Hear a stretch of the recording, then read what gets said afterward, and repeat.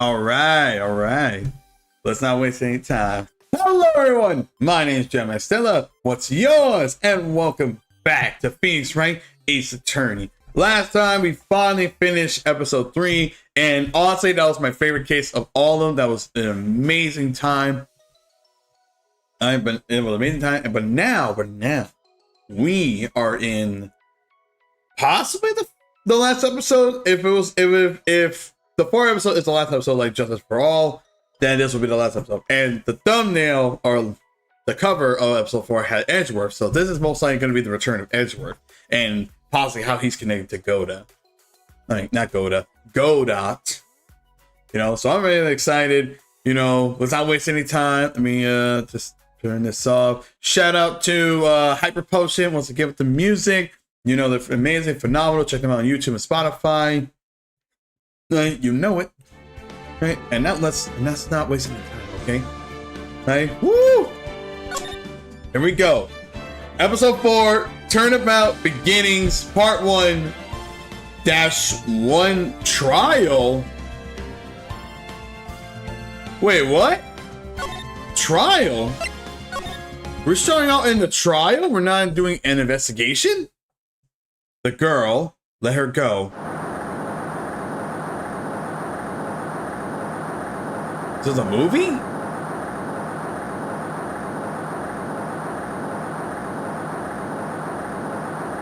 Shut up, come closer, and I kill her. Sorry, but you're not going to get the chance.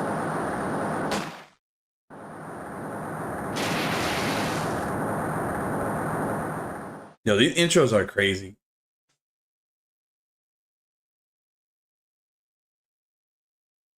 Oh, it's Phoenix. He's watching a movie. I ran through the file of an old court case. It was the first case of my longtime mentor, Maya Fey. Fugitive data. Terry Fowler. Charged kidnapping, murder, death penalty. Fugitive movement. After escaping, Falls met with and then murdered Sergeant Valerie Hawthorne, recaptured on Eagles Mountain about 8 hours after his escape. Her very first client was a death row inmate who had recently broke out of prison. This was a whole year before Maya and I ever met. Oh, are we going back? 6 years earlier, Maya's Faye's first trial. Yo, we going back in the past again? We're playing Maya again? Yo, that's fire. Here, February 16th, 9:24 a.m. District Court Defense Lobby number 4. I'm so sorry. I'm so nervous. I feel like I'm going to die. I never should have accepted this case. Uh-oh. Good morning. Don't be so jumpy, Maya. I didn't do nothing. I swear I didn't kill nobody. Terry Fallis, my first client. Sentenced to death 5 years ago and now a prison escapee. Just relax, Maya. Make small talk and try to relax him. So why did you escape anyway? I'm sorry. Freaking it. I never lie. I didn't escape from nowhere. What? Mr. Files, the police just recaptured you 2 days ago. I told a little lie. Oh boy. Yeah. Sorry for asking, but you're on death row, right?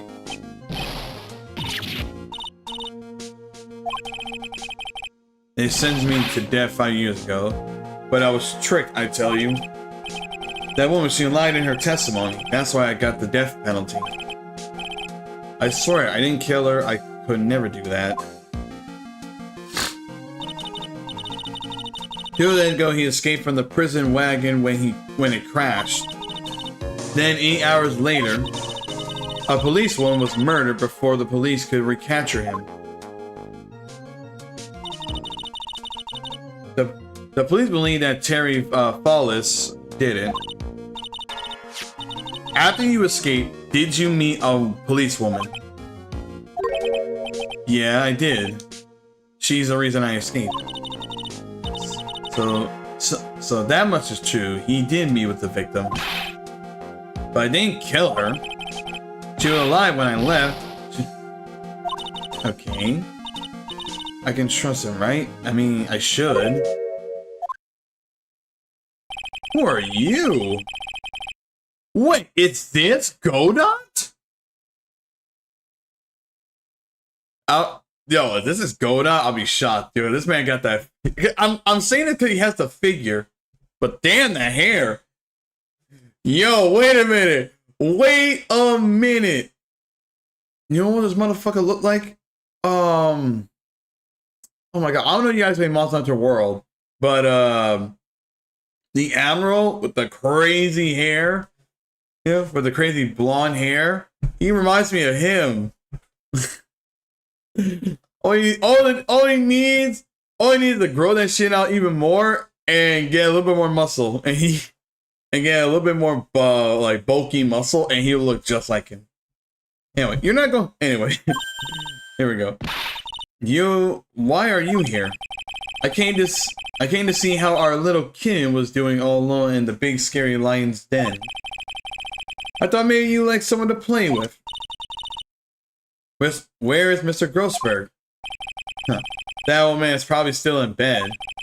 I bet he's clutching an empty bottle and mumbling in his sleep. Aren't I good enough? After all, it's me, Diego Armando. Diego Armando, the finest attorney at Grossberg Law's office, is here for me. No. You got it all wrong. Today, you're the finest. After all, it took an amazing amount of guts to take this case. Imagine an escapee death row convicted for our first client. Thanks. I sure wish I can get out of it, though. Relax, I just heard some good news. The prosecutor for today is fresh out of his diapers as well. Really? However, unlike a certain somebody who I won't mention, he earned the reputation as a genius since beginning his law career. That sounds very much like Godot. But I know it's not him. Well, it's about time to head in, kitten. Sharpen those claws of yours. It's go time. Wow, we're just jumping into a trial. Holy crap. A solitary confinement cell for the condemned must be the world's loneliest place. And that's what my client ran away from. Every other lawyer gave up on him, but not me. When I saw those overflowing eyes and heard that simple childlike voice, I just had the feeling that he was telling the truth. Well, let's hope he is. But it seems like, but from what the intro was depicting, it seemed like it wasn't. He wasn't so innocent after all.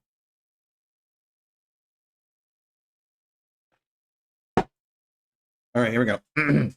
Saying hi to you people. Also, how are you guys doing? Hope you're having a great time. You know, I hope you had a good breakfast or lunch.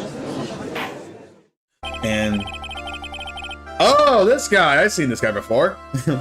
Yeah. Court is now in session for the trial of Terry Fallis. The defense is ready, Your Honor.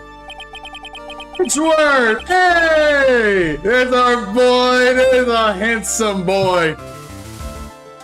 Boy, the prosecutor has been ready for a while, Your Honor. I understand lawyers for both sides are newcomers. Yes, Your Honor. I'm Maya Fey. Miles Edgeworth, Your Honor. So you're the new prosecutor everyone's talking about, eh? They say you joined the prosecutor office at quite an early age. At 20, Your Honor. I guess our little kin hasn't earned herself much of a reputation yet. Come on, Maya, you can't lose. Not to someone younger than you. Young people running a trial. I'm not too sure how I feel about that. Now then, the defendant in this case is currently a felon on death row. 2 days ago, he escaped from a police wagon. Is that correct? Precisely. But the defendant is not the defendant is not on trial for escaping prison. On the day the defendant escaped, a policewoman was murdered. So we're here to determine if Mr. Flawless was responsible for her death. You got it, kin. Well then, Mr. Edgeworth, let's hear your opening statement. Yes, Your Honor. It was 5 years ago. The defendant, Terry Flawless, was sentenced to death in this very court. His crime was kidnapping, extortion, and murder. The girl he threw off the bridge was only 14 years old. And a truly horrible crime. I remember it well. There was no distinctive evidence, so the trial was long and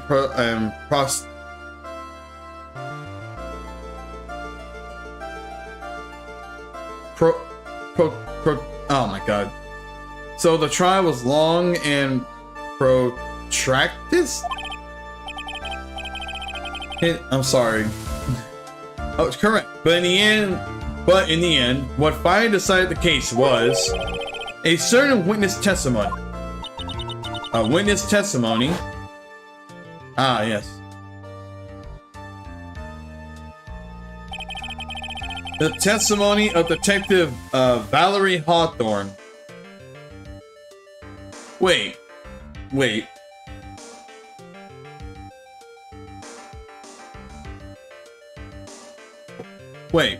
a minute. Who's? Wait a minute. Oh my god. How I forgot who that was. We met a Hawthorne before, didn't we?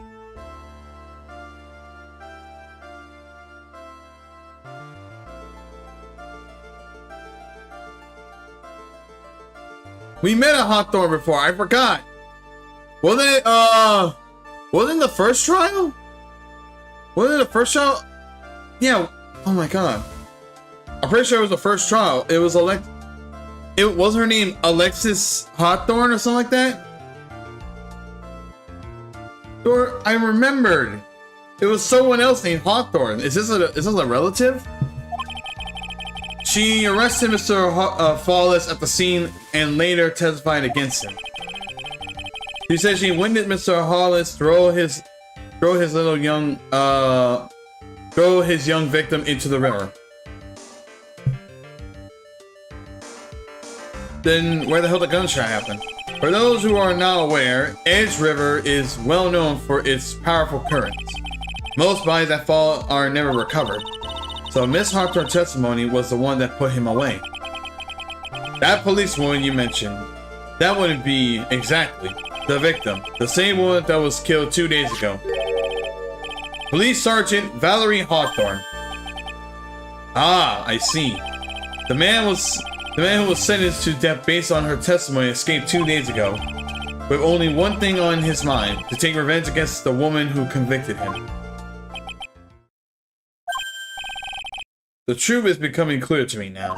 Oh my god, why he has that stare? Oh my god, why he has that stare? It's so creepy. Hey, like put like a creepy pasta like background on that shit, and he could fucking be like some terrifying shit to stare at. It's quite obvious that the defendant is guilty. Wait a minute, that's not right. At least hear the case before you decide on the outcome, Your Honor. Watch yourself, Miss Faye. I'm not sure I care for your word choice or your tone of voice. Young people these days simply don't know how to respect their elders.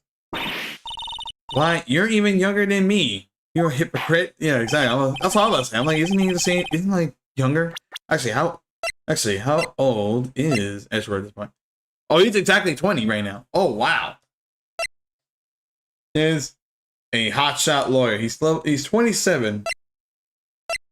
25. Damn, he's 20. Terry, what the fuck? He's 25 years old? Wait. So you're telling me he committed this crime when he was 20 years old? What the hell? And she was 18. What the fuck? Now then, Mr. Edgeworth, please call your first witness. I called the detective who was in charge of the initial investigation of this case. Hey, Gumshoe! He's wearing a different shirt this time. Wow. Witness, state your name and occupation. Gumshoe, Dick Gumshoe. I am the homicidal detective in charge of this case. Yes. I finally got promoted to detective division half a year ago. I don't believe anyone asked you about that. Yeah, hey man, you got any idea how much work it takes? What is it? You're really gorgeous. Excuse me? No, seriously, my heart is aching for you. Oh my goodness. Detective, pull yourself together and try to be professional, otherwise I'll write you on contempt so quick. I'll write you on contempt so quick that something other than your heart will ache. Okay, I got it. Yeah. I'm like, hold it. Calm down your hormones, Gumshoe. Okay, calm down. Hey, detective, tell us about the incident. Yes, sir, right away. The victim, Sergeant Valerie Hawthorne, a veteran of the police force. She was stabbed in the back with a knife and died from it's basically blood loss. Goddamn. I had a hard time saying words. Jesus Christ. That much is already stated in autopsy report. The court would like to hear more detail about the incident itself. Yes, sir. I got you. Okay, let's take a look at this aerial map of the area. This is a sketch of the Dusky Bridge and an old suspension bridge. And the river that runs under there is Eagle River. The victim and defendant met there on top of the bridge. After stabbing her in the back, the killer carried the victim back to his car. Okay. He was recaptured at a police checkpoint as he was trying to make his getaway, sir.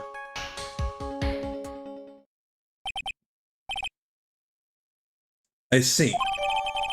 Dusky Bridge map. Bridge located 4 feet above Edge River. Okay. Was the victim's blood found on the bridge? The victim, Sergeant Valerie Hawthorne, was wearing a thick coat, sir. Unfortunately, no traces of blood were found on the bridge. How is that possible? Mr. Edgeworth, I warn you that I should despise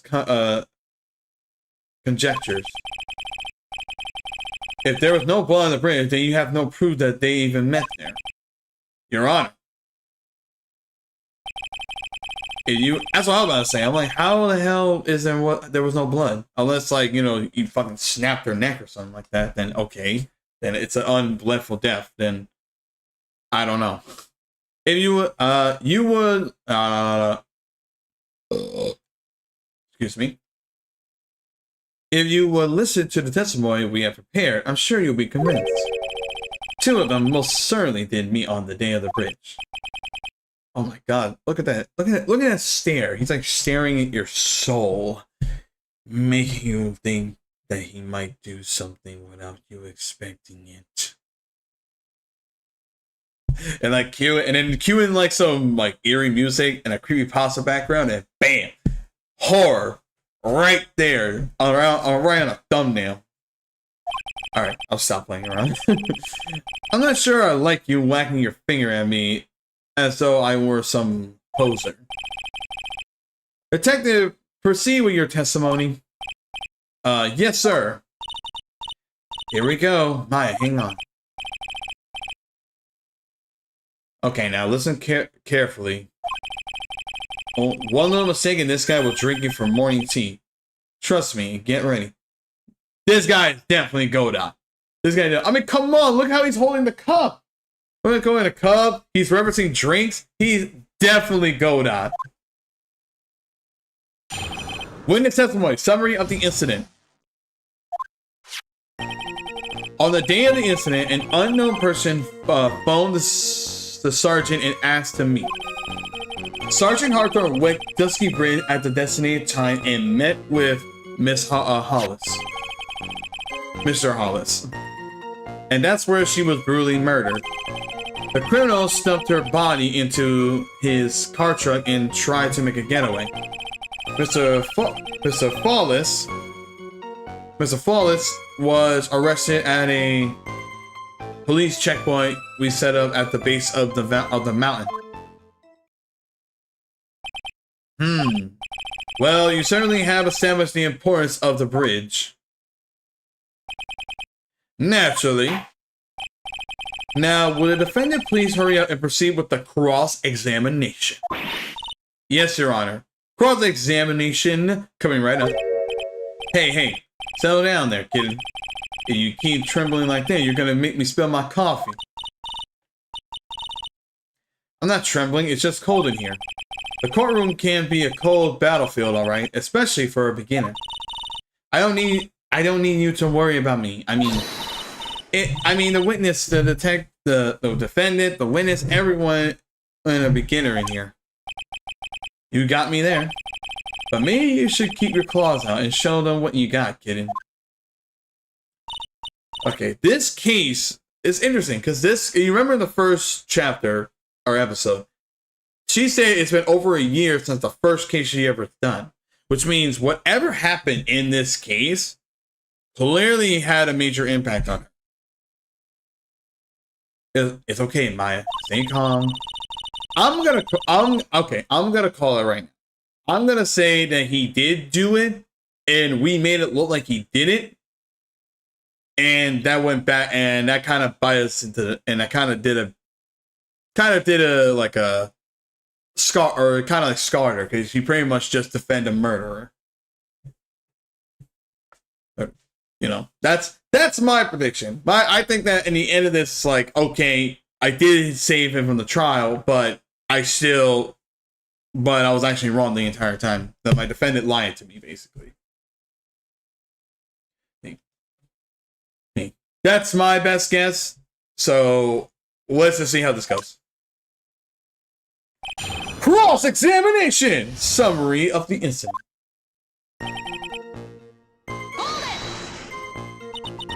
This unknown person. You have no idea who it might be? Sorry, but I'm afraid I do. What? The one who called Sergeant Hawthorne was the defendant, Terry Flawless. What? The defendant? The defendant called her? Sergeant Hawthorne was a very thorough person, sir. She left a note about her phone number with Mr. Flawless. A note? Yeah, a top secret memo that she left in her desk. Victim note. Confined police material written by the victim. According to this note, it seemed the one who called her to the bridge was indeed the defendant, Terry Flawless. Ugh. Whose bright idea was it to keep that note from me?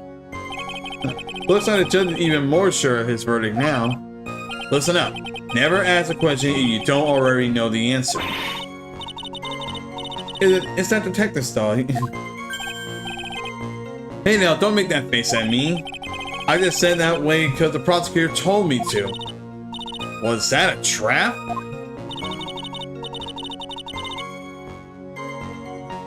With that cute face, I didn't expect him to be so sneaky. Hey, she called him cute. Let's see this victim note. February 12th, 1:21 p.m. Flawless, 4:30 p.m. That, quote-unquote, bridge. Wear white scarf for identification. Okay, talk to Delilah. Tell her this time the whole truth must come out. Talk to Delilah. Tell her this time the whole truth must come out. What that mean? Stabbed with a knife in the back. Died from blood loss between 4 and 5 p.m. Okay, that's good to know.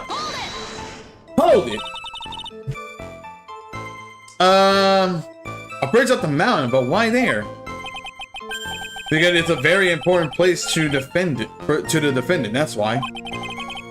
What do you mean by that? If you remember, 5 years ago, the defendant kidnapped a young girl. He was shaken down to the bridge, and it was there he killed his hostage. And the place where all this... oh yeah, okay. So all this occurred at the bridge, okay. The very place where Sergeant Hawthorne arrested and handcuffed Mr. Flawless. Returning to the scene of the crime, how nostalgic.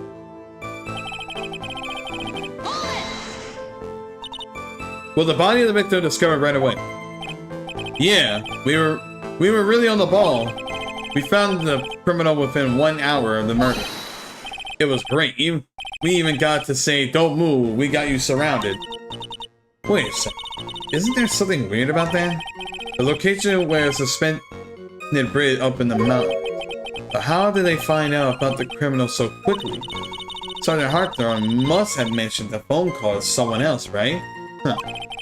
If that's what had happened, then she wouldn't have been killed. She never mentioned the phone call from Mr. Flawless, but she left a note on her desk about it.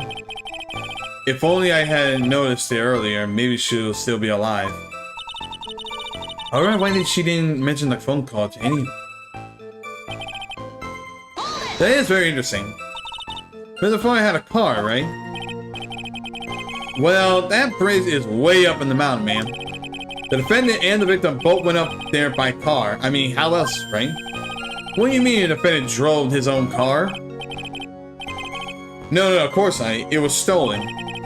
He stole it from a young couple that's been waiting at the red light. Car thieves. I don't know how I feel about car thieves. This guy's sure about... Is this guy sure about how he feels about everything? This is a photo of the stolen car truck. Oh shit. What is that? It's like a... I don't know. Okay, you can't see my point. I don't know how I'm supposed to show. Basically, look at the top, middle, and that piece right there. It's cracked. I wonder why. Alright, it looks like it's been damaged on purpose. Naturally, that's the body of Valerie Hawthorne. Whoa, that doesn't look too comfortable. Prime photo added. The victim. She was stabbed in the back, correct? Yeah. Huh. For some reason, men always seem to get stabbed in the back. We're talking about a woman here. You can't tell from this photo, but the knife was stuck in her back, nice and firm. The condition of the body when it was discovered is very important information. Detective, was there anything strange or noteworthy in the trunk of the car? Here's a photo of trunk, but I don't see anything. What did the defendant have to say about this photo? What you always say, man. Oh yeah, he says. That's all he says. Nothing? I wouldn't say he did nothing. At the very least, he knows he stole a car. It's just what he always says, Your Honor. And then he always says, I'm sorry, I told a little lie. Something like that. Well, in any case, it seemed he was caught and arrested. Precisely. There's a flaw that was arrested at the checkpoint. That certainly is impressive police work. Well, no, actually it was way too close for comfort. We set up that checkpoint just after 4 p.m. I mean, I said 5 p.m. We figured that Mr. Flawless might just try to run away. What do you mean it was too close for comfort? Two of them arranged a meeting at 4:30 p.m. and it takes approximately 30 minutes to go from the bridge to the checkpoint. Ah, that was kind of close. Any later, Mr. Hollis could have slipped away.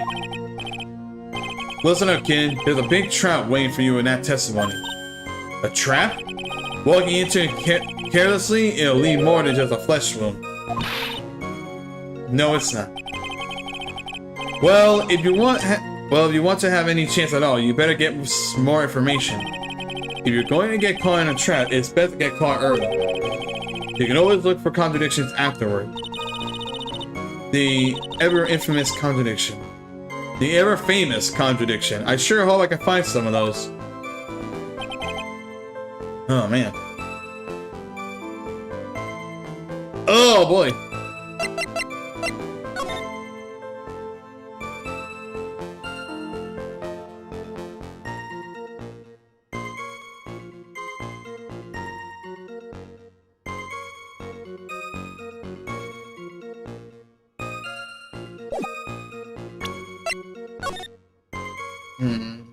At 4:30.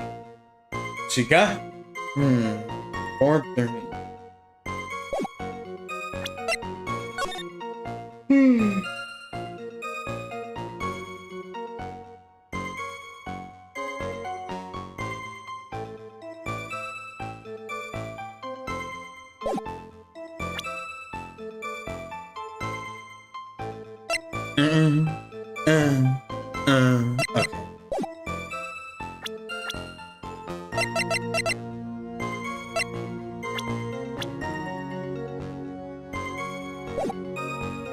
Okay.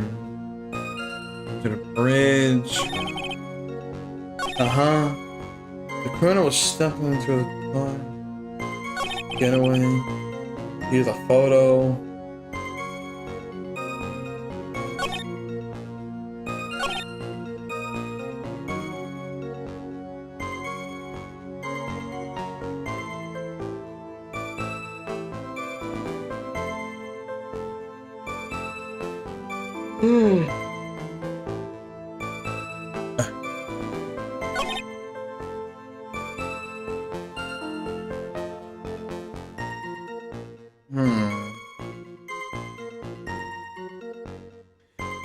Man, I'm actually kind of struggling here because I'm trying to think of contradictions here.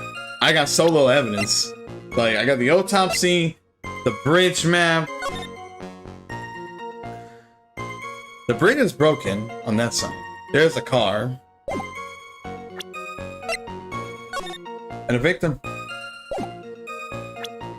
And there's a victim now. Confine material written by the film. And then there's a photo. I don't know. The only thing that catches my eye is that very thing in the middle. Is that on the top middle. That broken piece.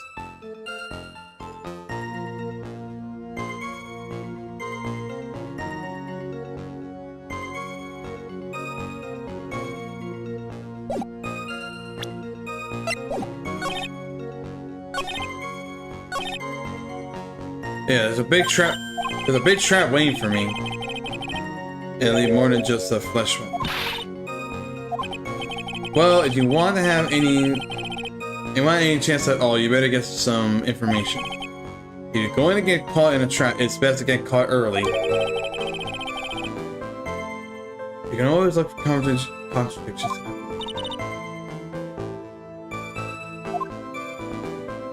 I can't find some.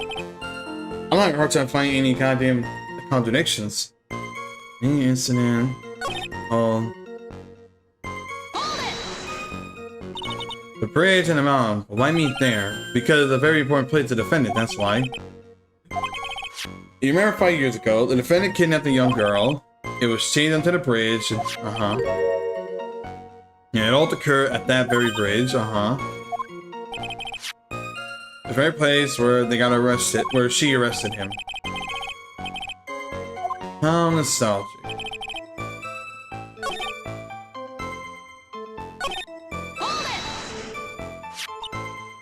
What did the defendant have to say about? Oh yeah. He said I didn't do it. Yada yada yada yada.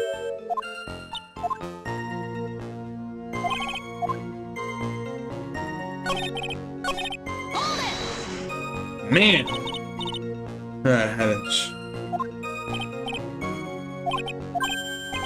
Yeah, he drove his own car. Yeah. Oh, well, it was stolen. Yeah.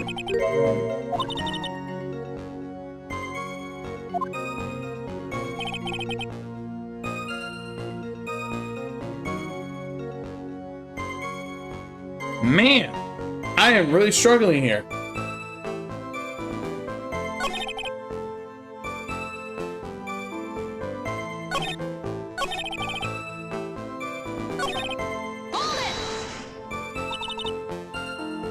Well, wait, yeah, we were on the ball. We found the criminal within 1 hour. We found the criminal within 1 hour of the murder.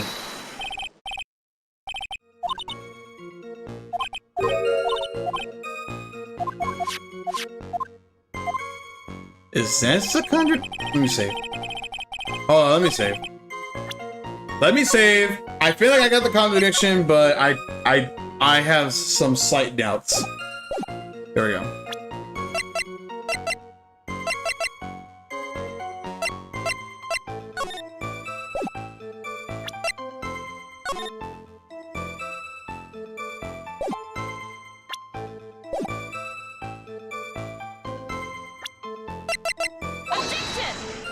Ah, nah.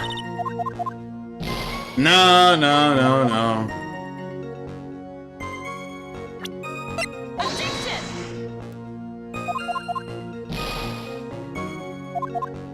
At this point, I'm just mindlessly picking.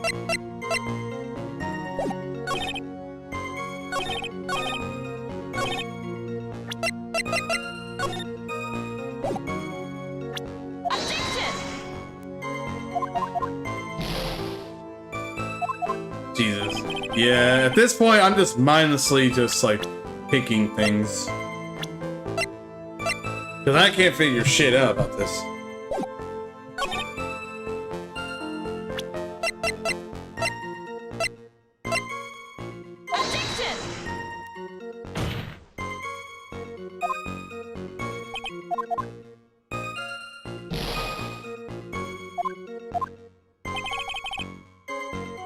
I don't see it. I don't see the contradictions here. I don't know, maybe I'm just dumb, or I missed something important that's making me not think of the contradictions here, because I'm really struggling here.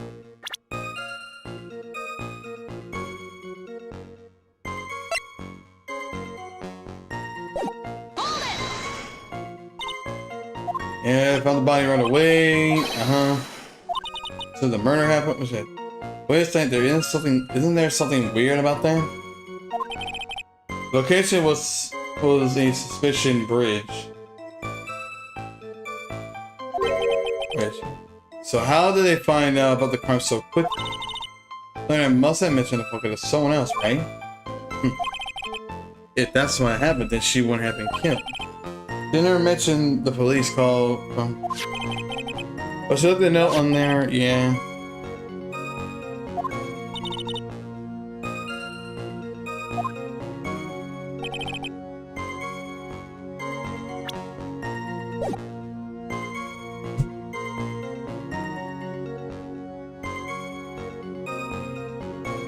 I'm struggling here.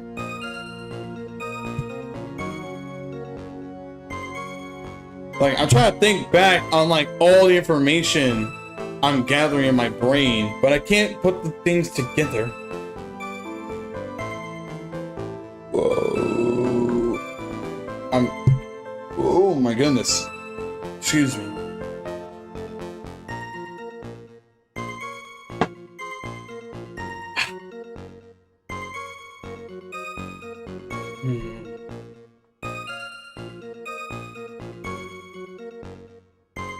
Honestly, at this point, it's just trial and error. Beautiful, I don't see anything strange, do you?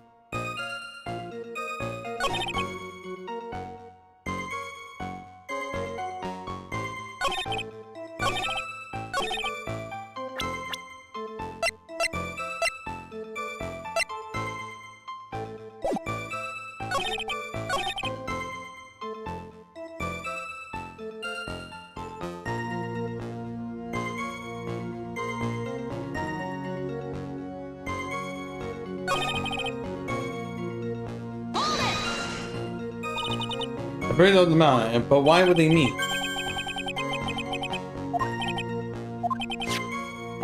Right. Yeah. We already said that.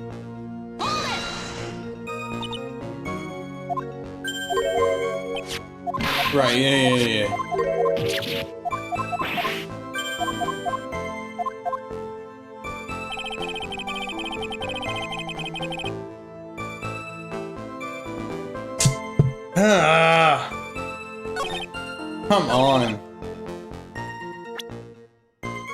Come on. I gotta think real hard about this. The 121, lost 430. Right, that bridge. I remember my scarf.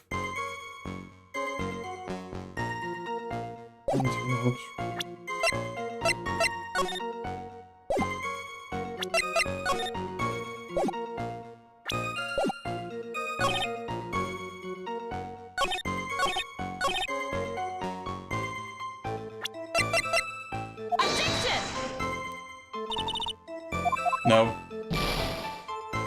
Oh.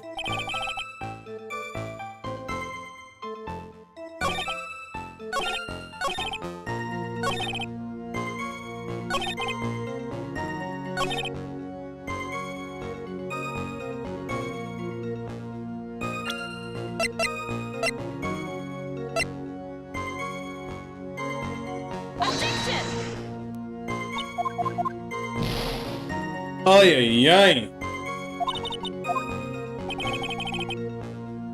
I don't know. I really don't know. At this point, I am literally what every time it's the start of the trial, I always struggle with.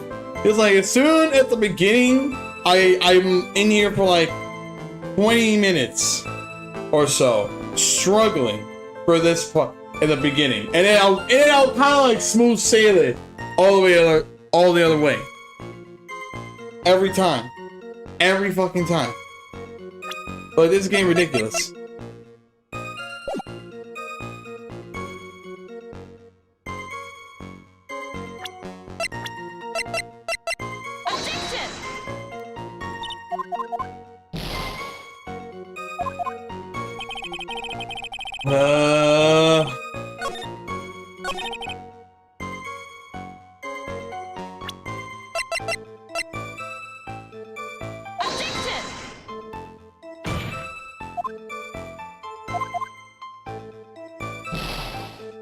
I don't know. I do not know. I genuinely do not know.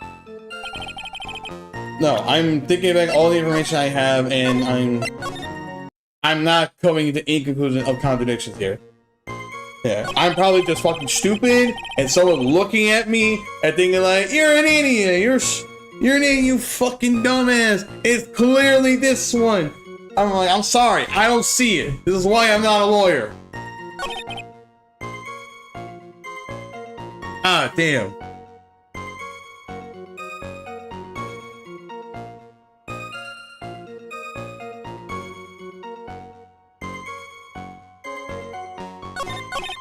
I'm set up for a trap. So listen, they're like, you're not helping. All you're saying is, I'm set up for a trap. You're not even telling me like what I'm supposed to find. Yeah, it's like I walk into it carefully, I'm gonna get hurt. I'm like, see, but you want to have any chance at all, you better get more information. If you're gonna get caught in a trap, it's best to get caught early. You can always look for contradictions afterward. But I gotta find a contradiction right now.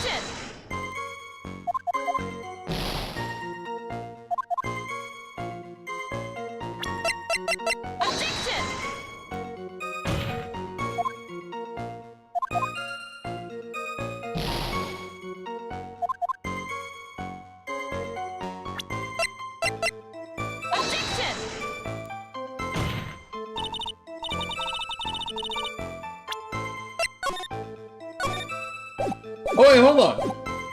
Doesn't she have a game over stream?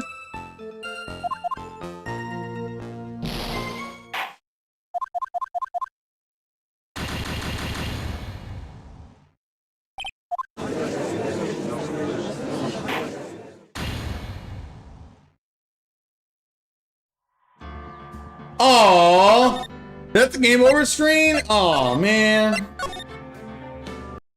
I thought it was gonna be like, what was it? I forgot which one it was. I think it was Just for All, or in the first game, where you get the judge gravel and slam on him.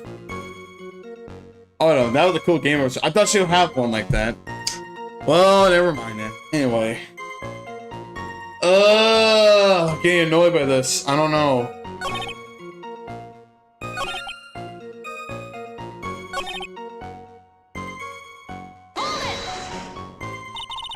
Assuming police work. The channel was at 5 o'clock. We figured after Mr. Flown might just run away. What do you mean it was too close for comfort? It takes about the two of them meeting arranged at 4:30 p.m. It takes approximately 30 minutes to get there.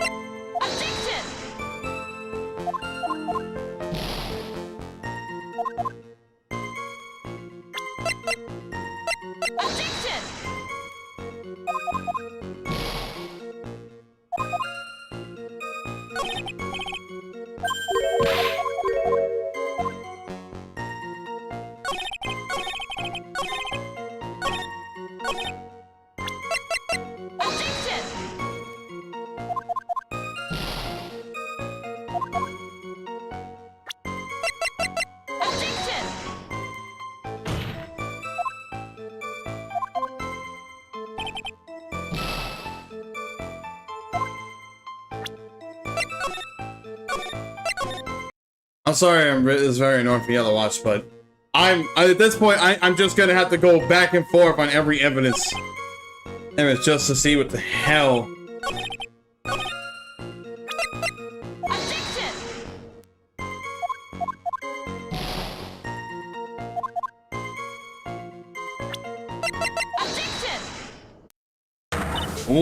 What? Wait, hold on, back the fuck up. Back the fuck up. What does this have to do with this?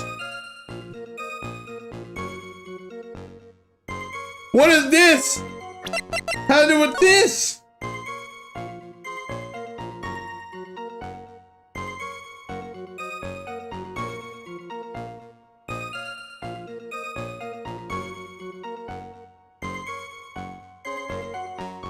I just realized. It was right there. It was right there. It was a white scarf.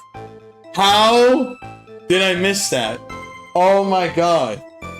I didn't even realize it. Oh my god. I am an idiot. Oh, I'm so dumb. I am dumb. Oh my god. How did I miss that? This is why I should not be a lawyer. Because I will miss shit like this. I'll be like, oh yeah, it looks really fine. Like, oh no, there's a clear contradiction here. She's not wearing the white scarf for identification. Oh my fucking god, I'm so dumb.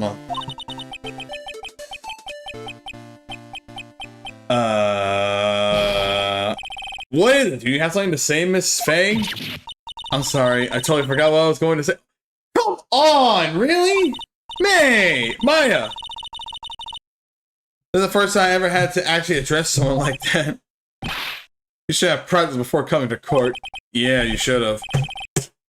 Ah, damn it. Hey, how did I miss? How did that go over my head? I am so dumb. Say there, little kid. Want a piece of my coffee candy?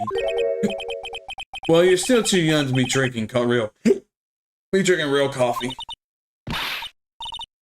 Come on, man, shake it off. You're a lawyer. Detective! Yes, ma'am? This photo, you said there was nothing particular about it, is that correct? Yeah, that's what I said. Well then, I suggest you take another look at the note. The note? It's very clearly saying, wear white scarf for identification. The caller must have forgotten what the victim looked like, thus this is a special request. I have only one very simple question, Detective. Where is the white scarf? I can't seem to find it in this photo. Well, to be honest, we didn't find it in the trunk. We didn't find it in the truck. You stopped there. You should have looked for it. The caller told her to wear it and to identify herself, so I expect she did just that. Well, Mr. Edgeworth, what do you have to say about this? I see the opinion is a little lacking. The scarf you are searching for so desperately is this one. Is this one? That is not white. That is not white. That is blue. That is a blue scarf. Where did you find that, sir? On Dusty Bridge. I was there first. Decided to conduct my own investigation. Why didn't you tell me? I made a decision to keep all pieces of evidence in my personal satchel. It's the safest place I know. Huh. Yeah, I sure has a flair for a dramatic. It's not exactly why, as the caller requests. Yeah! But as you see, it's close enough for what it was intended for. It looks like it spent some time in the mud. Not surprising, it was drizzling on the mountain that day.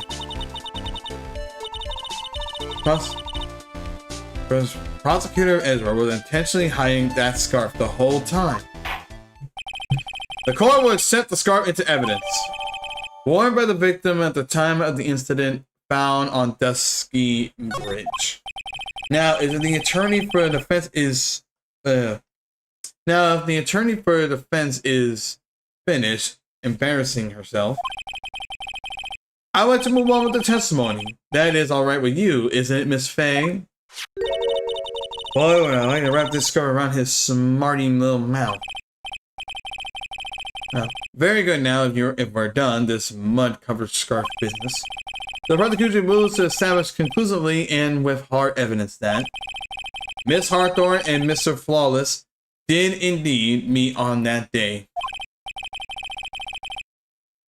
Further, we will show exactly what occurred there. That sounds quite promising. I can't wait to hear all about it. Everything is moving at his whim. Don't forget, kid. There's a reason why everyone considers this kid a genius. A genius, huh? Witness testimony. Events on Dusky Bridge. Actually, there's an eyewitness who was there when the incident took place.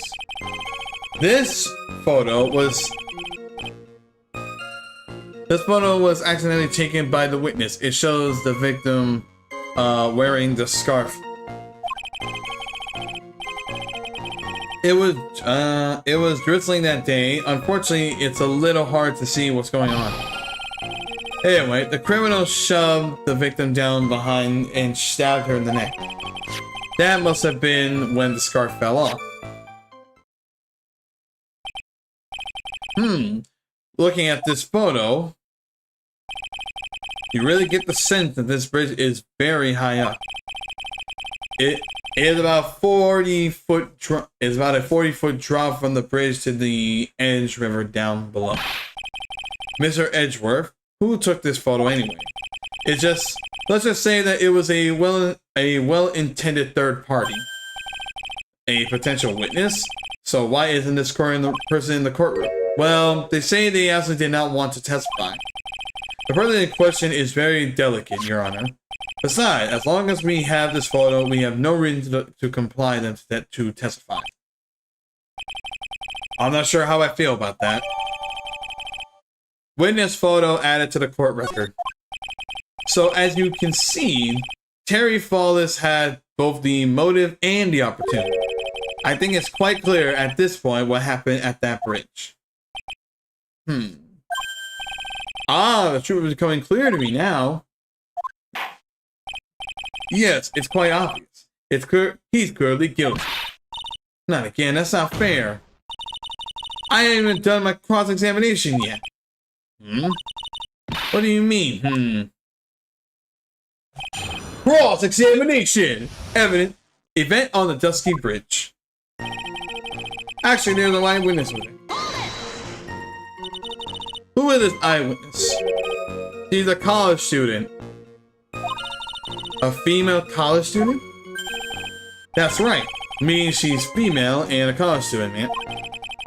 She doesn't do well in front of other people, so I came to testify for her. Maybe so, but in the attorney defense, I have the right to cross-examine her. For the time being, we're not relying on the witness statement. That is all. What is that supposed to mean? Our prosecution has other more distinctive evidence. Our case doesn't rest on the vague testimony of a female college student. A female college student, eh? It means she's a okay, we got that. Yeah, you absolutely must hear her testimony. You have to give us a good reason why. Please tell about the more distinctive evidence in question. This photo was accidentally taken by the witness. It shows the victim wearing a scarf. The victim is wearing a scarf in that photo, alright? So, about the witness who took this photo. What was this person doing all the time in the mountains? She was taking photos of wildflowers, apparently. There are many unusual types of floria on that mountain, Miss Faye. People in that area say it's because of the spirit that lives there. Spirits? No, now you mention this photo. This cloudy fawn-like thing. Is it a ghost? I don't believe it. Yeah, no, Your Honor. I don't think it's a ghost.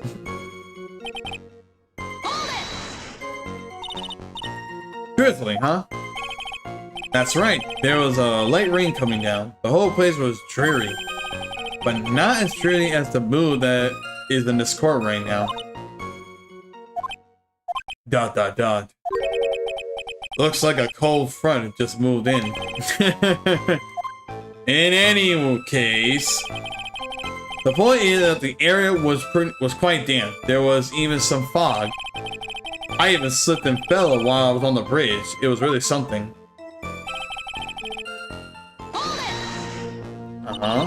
And in that part of the witness testimony as well. Of course it is. He pushed the victim hard in the bottom, and she fell right down her stomach. I remember that happening once again. Well, I remember having that once myself. It was really grody.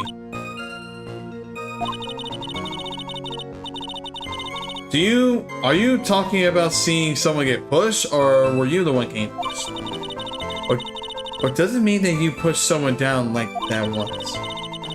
Is this mind-bloating tales and the way he says brutal? I wonder if he's Canadian.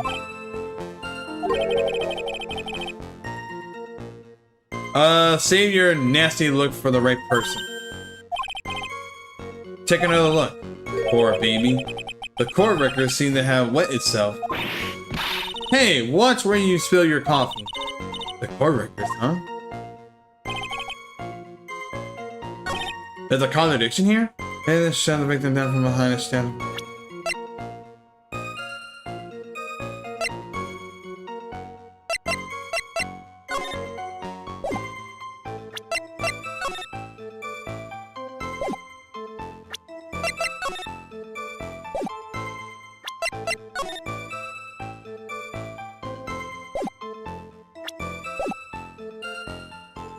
Anyway, the criminal shot the victim. So in other words, there was a struggle between the criminal and the victim. That's what the witness said. It looks like she didn't remember about the scarf. But from what she said, it sounded like a pretty violent fight. The area was wet from rain. The bridge was probably wet too. Which would explain why the scarf was all covered in mud, but there's something about this testimony that still bothers me. Talk about a surprise. I had no idea that there was a photo. So what do I do? You really still believe him? Mr. Crybaby, I mean? Of course I do. So the little kid believes in fairy tales, huh? In that case, the answer is obvious. If what you believe is the truth, then that means somewhere hidden in that testimony is a contradiction. One huge contradiction waiting to be discovered. That's your chance.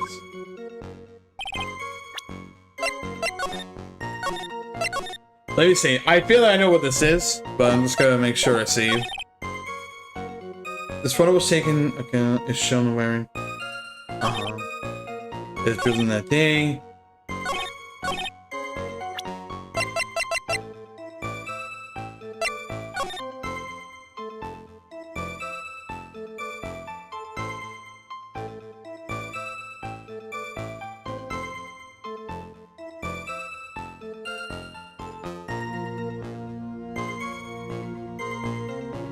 Where's the hat?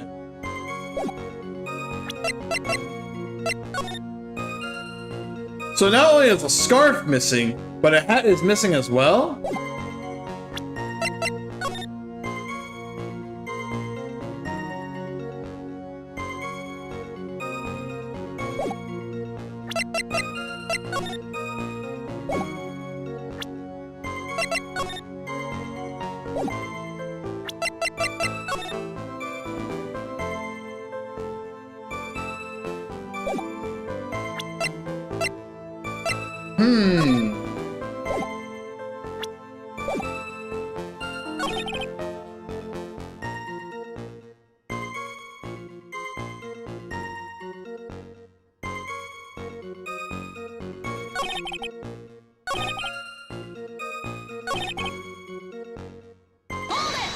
Let me hear this again. That's probably what his testimony. He pushed the victim hard in the back and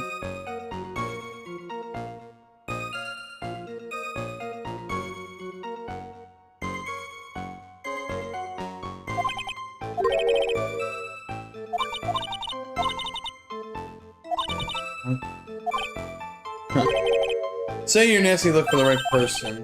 Take a look, poor baby. The court records seem to have wet itself. The court record, huh?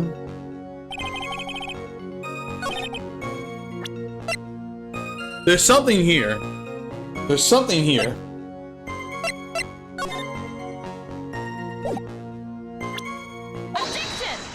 Aha! I think they're gonna mention the hat. So at the time of the crime, there was a light drizzle coming down, correct? Yeah, and fog, too. Just generally soggy atmosphere. Fuck that hair. I have evidence that doesn't go with the soggy atmosphere. There's the photo of the victim's body that was found in the car truck. Considering the condition at the scene of the crime, something isn't right. Well, by all means, please enlighten us as to what isn't right.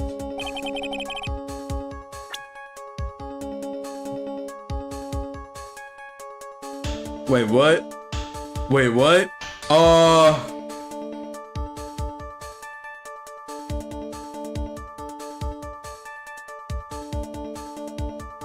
Wait, hold on. I thought, oh no. Oh no, this is bad.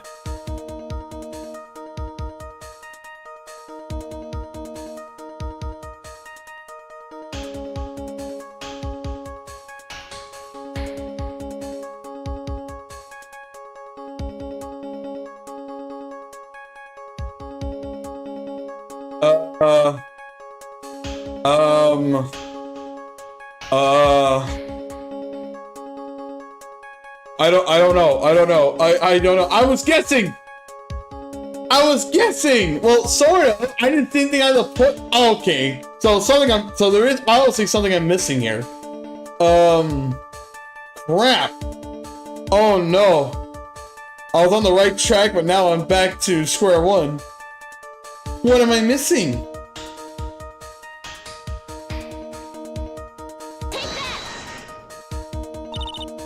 That's the answer is right around here, I think.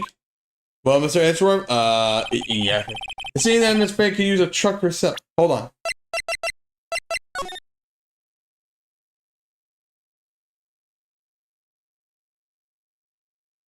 Is there something she's wearing then? Besides the hat and the scarf, what else am I missing here? There's the buttons.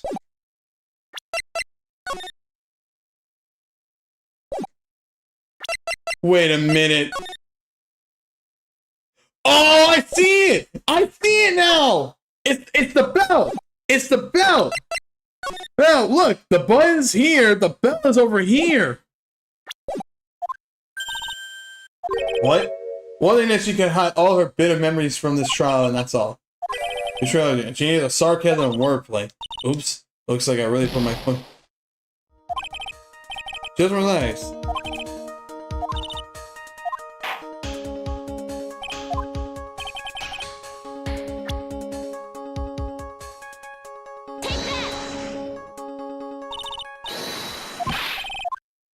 What?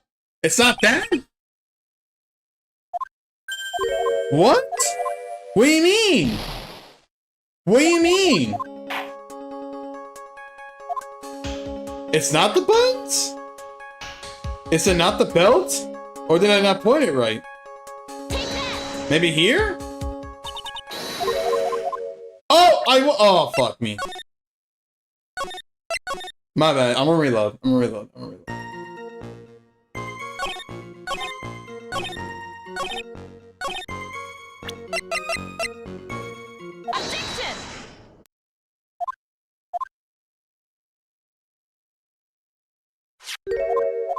My bad.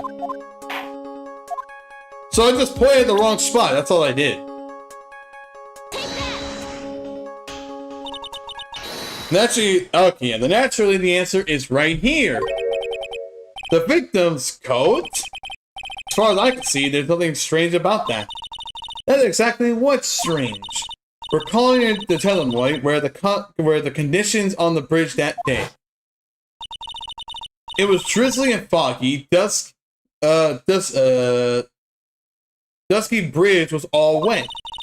If the victim really had fallen on her stomach on top of the bridge, then front of her coat should have been covered in mud. What? Oh, really? That's how you conclude that? Oh, my mind was completely in a different direction. I was just thinking like, oh, the belt. I was like, oh, the belt's in the wrong spot. I didn't think about the mud. The other thing, I fell on a muddy sheet.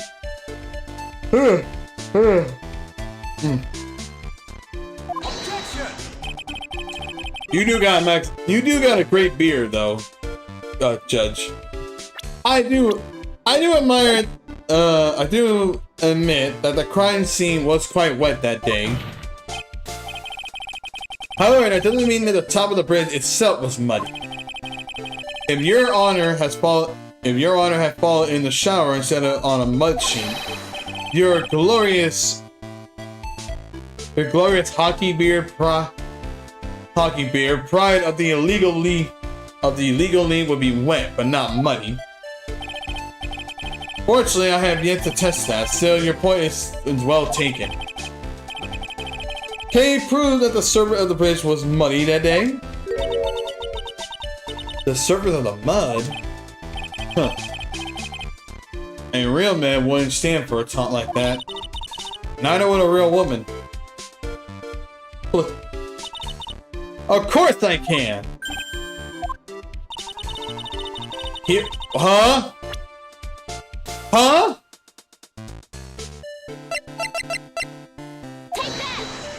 The scarf? That's my best guess. The evidence is this scarf. It should be obvious. If the police.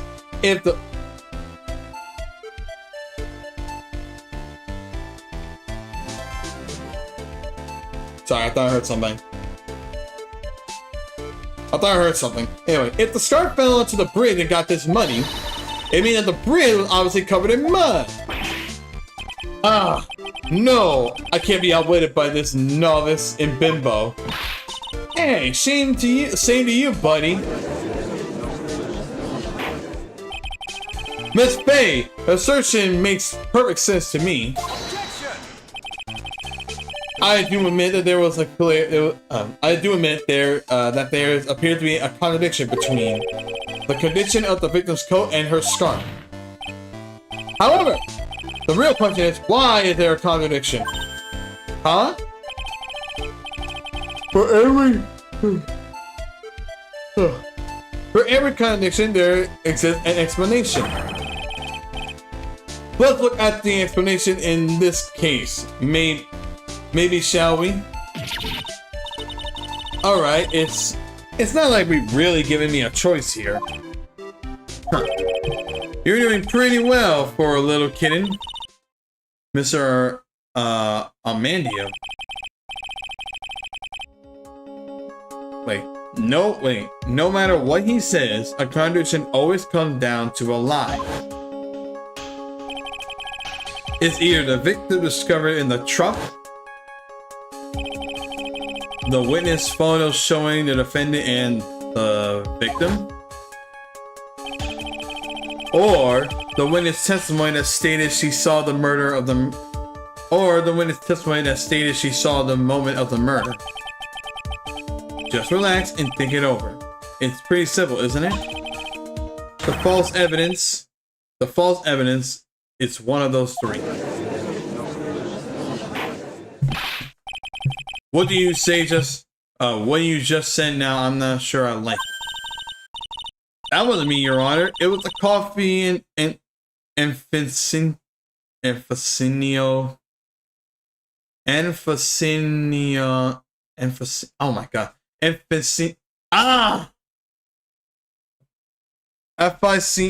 Oh my god. I don't know how to say the fucking word. Aficionado. Facinio? There's a coffee aficionado over here that I don't know how I am. I'm butchering this word. I know I am. This court is not in the habit of accepting false evidence, you know. Blame it on him, Your Honor. He's the one trying to slip false evidence into the court. But we won't let him. Let's expose his evidence as a firmly scam if it is. All evidence is the witness photo, the witness testimony, or the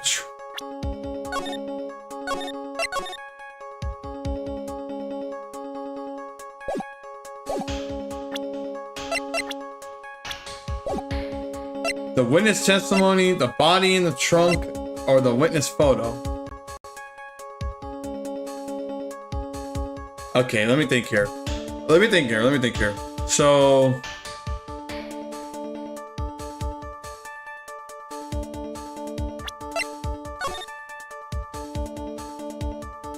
it can't be that because we clearly see the victim here. So it can't be fake. The body in the trunk. The body in the truck. I mean, it's clear as day it's there, right? Unless that's just unless this is some fake ass person.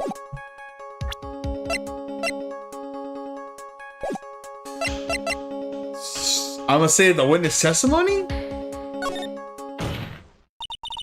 It is a no-brainer. Obviously, it's the witness that's suspicious. During the earlier testimony, the detective pointed out a crucial fact. The criminal shoved the victim down from behind and stabbed her in the back. Now, is that testimony exactly what the witness claims to have seen? Yeah, that's what the witness told us. That tunnel is filled with holes. After all, the victim's coat isn't dirty at all. That's true. It's not just true. It's not just true. It's the truth. If there was truly the senior witness in this case, I'm certain that that boy Wonder over there would have called them in the first place. Your Honor, the defense requests the cross-examination the eyewitness. The testimony presented so far is not only vague but contradictory as well. All right. We're smooth sailing now. See, like I said, the beginning always gives me the hard part, and then everything else just goes smooth sailing because all the information is coming into my brain. I put it all together, you know. It appears that we need to hear from your mystery witness after all. You should brace yourself for the brutal truth.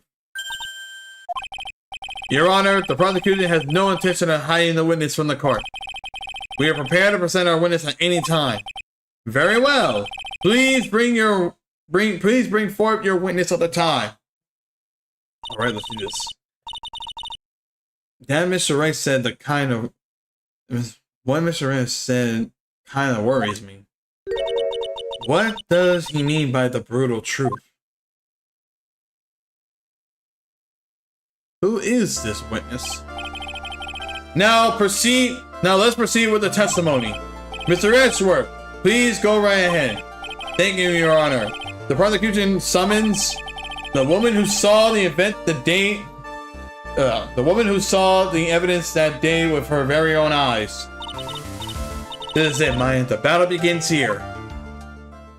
Who is it? Who is this witness? Witness, what is your name and occupation? You! It's you! You bitch!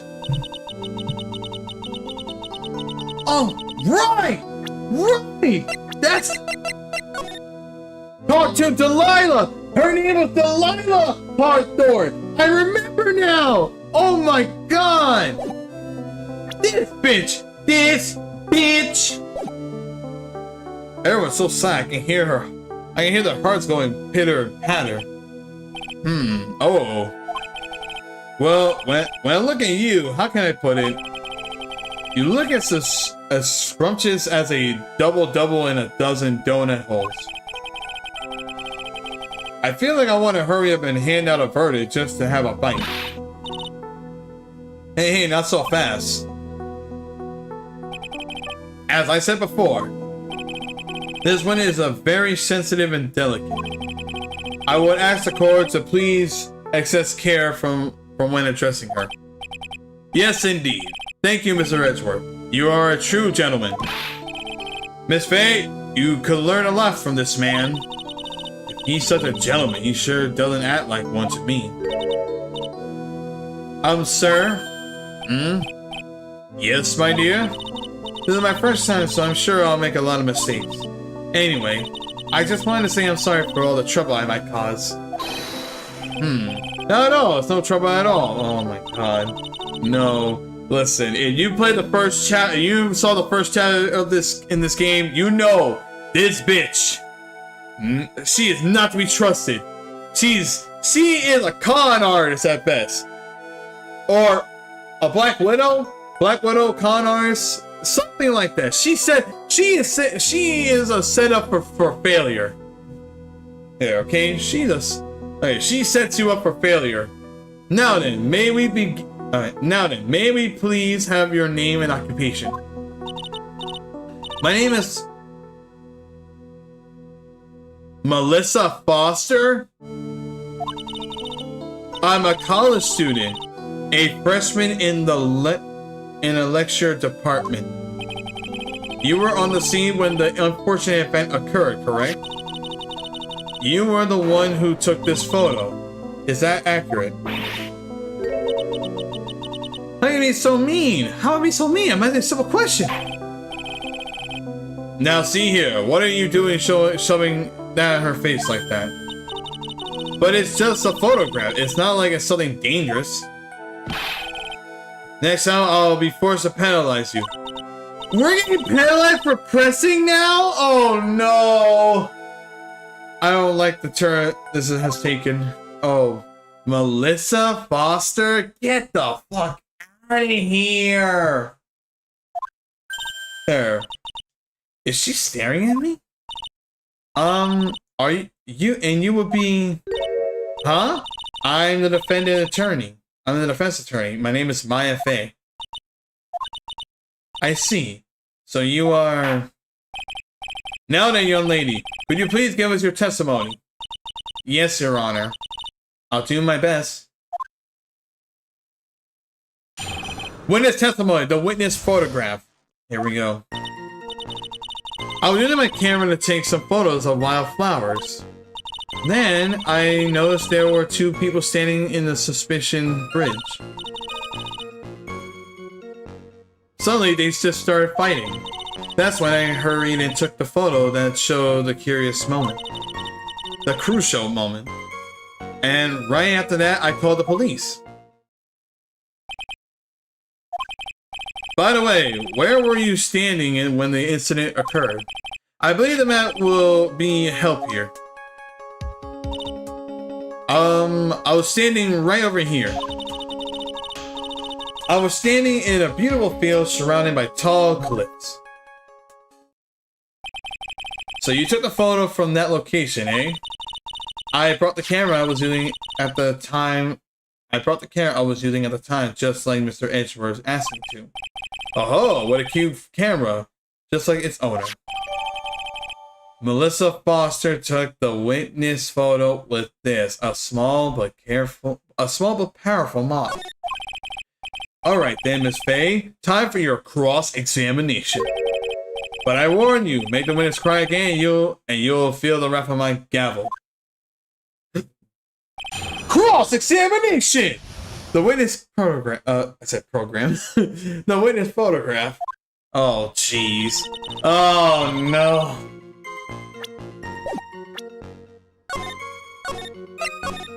We know who this bitch is. Oh, brother.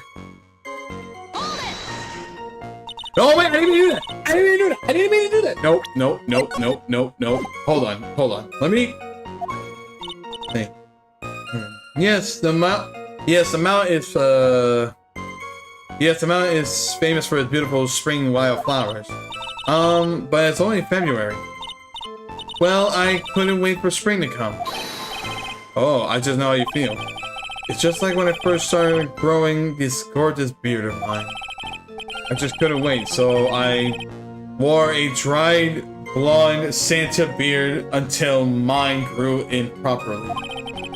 Would you mind if we go back to the fact of the case, Your Honor? Then I noticed there were two people standing on the bridge. Suddenly they started fighting, and then they both took a photo for some moment. If Terry Flower isn't the criminal, then there must be something strange in that girl's testimony. Be careful, kitten. The girl had the judge wrapped around her little finger. You're going to have a tough time poking holes in this testimony of hers. You're going to have to come up with something really good.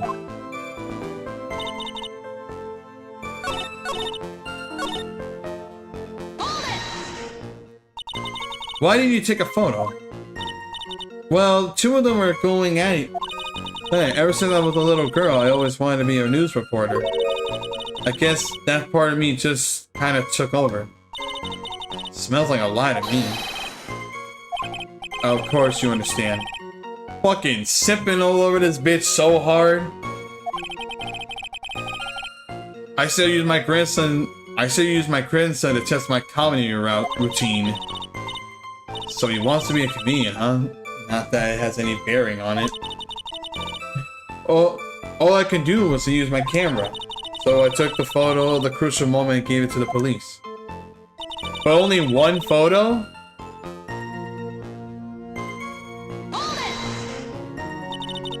You called the police? Yes, because it looked to me like the murderer was going to try to escape. We were already moving before the call even came in.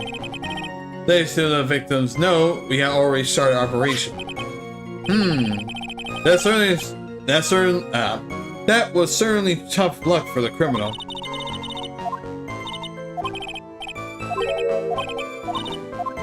Okay, you see them were not getting penalized, we're pressing.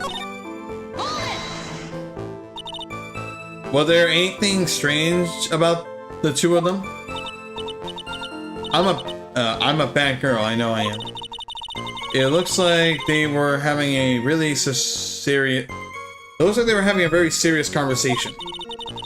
So I decided to watch them like some kind of peeping Tom. No, everyone's like that. I love watching other people fight too. In fact, I can't get enough of it. Actually, that's why I took this job in the first place. Too much information you're on. So you became a judge because you want to be, because you're a nosy ass motherfucker.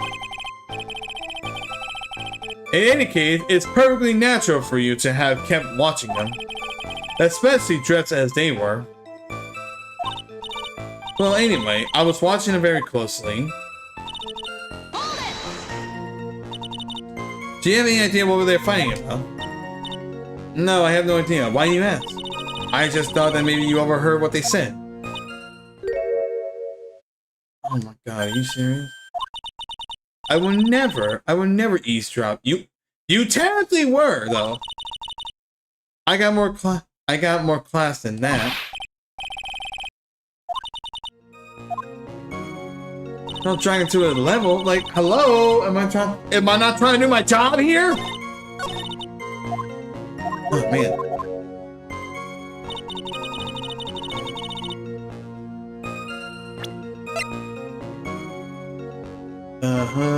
Took the witness photo.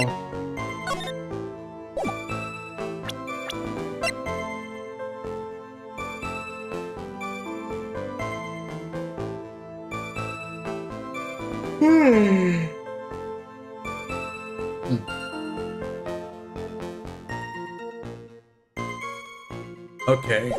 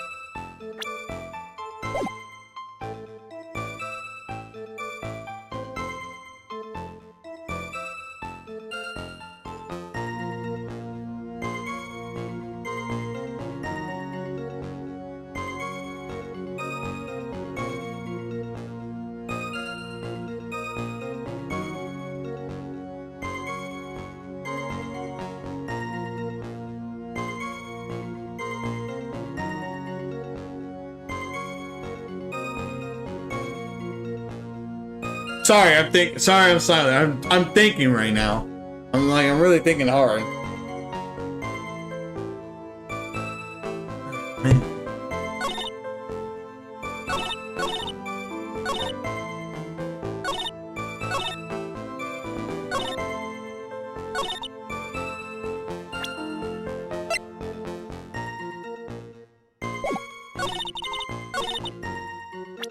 Okay, and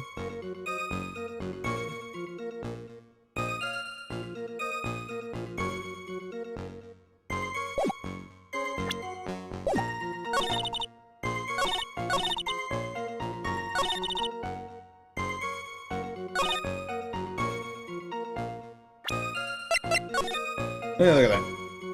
My God.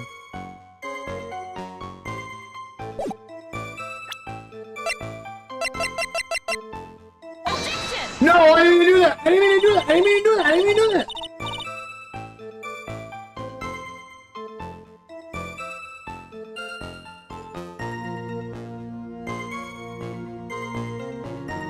I didn't mean to do that.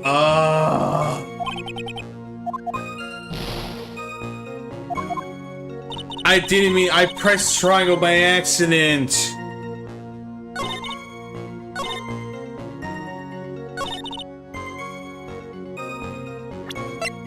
I was trying to look at...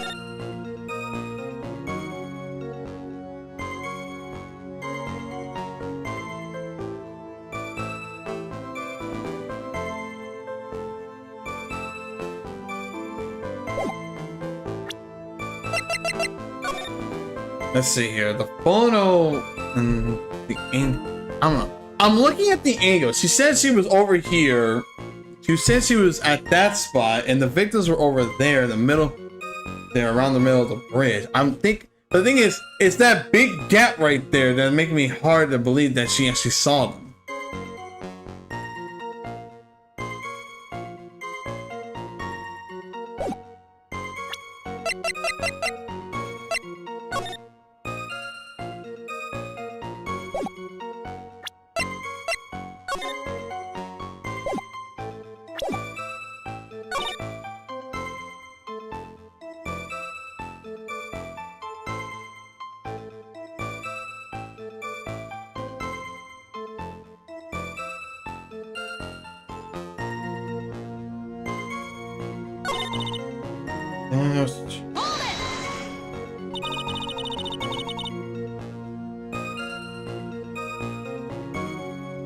Anything strange? Anything suspicious?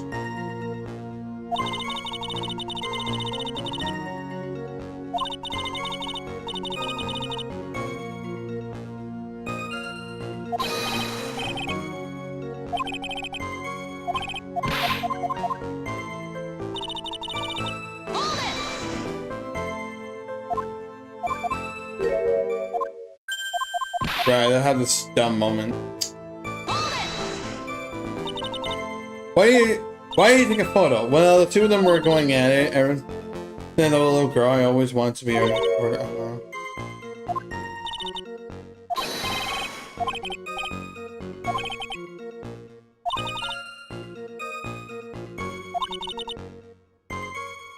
All I could do was use my camera. So I took the photo of the crew. Nice.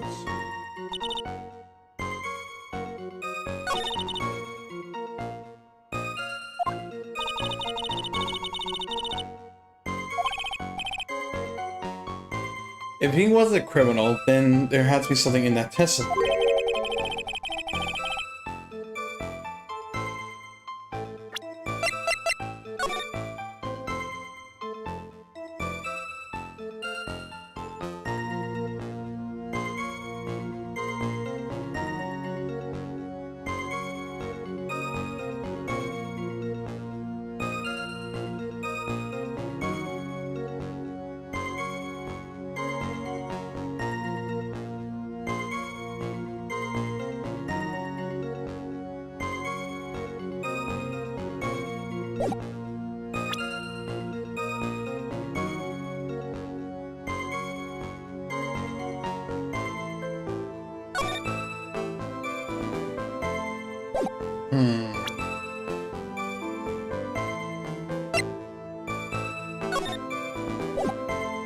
The photo, the witness photo, that's him.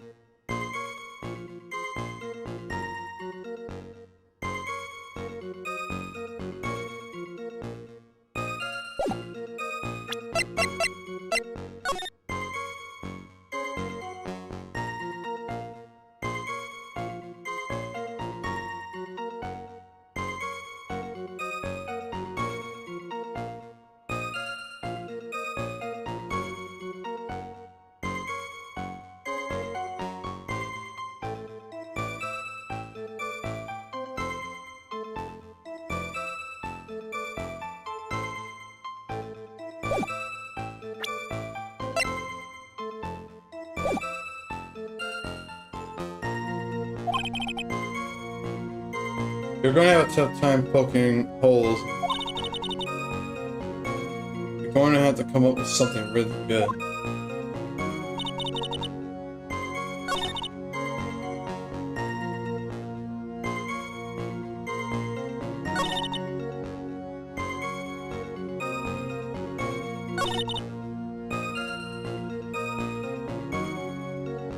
Oh man.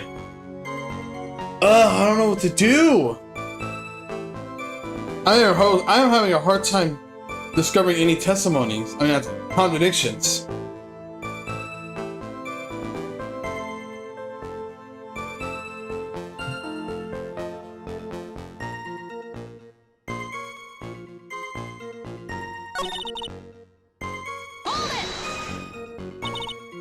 You called the police, yes.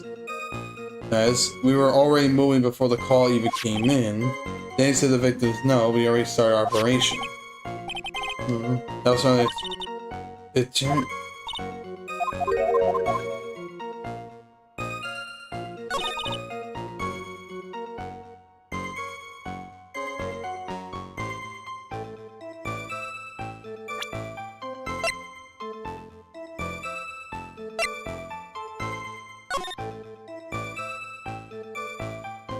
Man, I'm struggling here. I really am. I'm really trying to think here. I'm looking, I'm reading, I'm looking.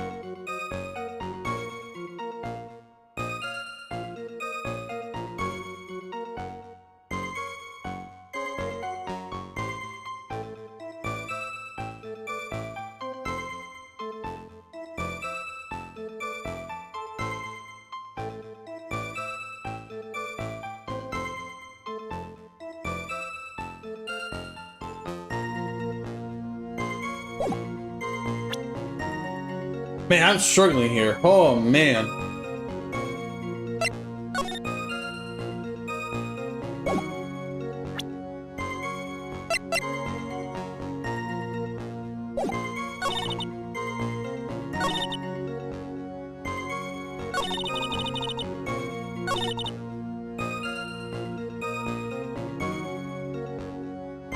Wait a minute.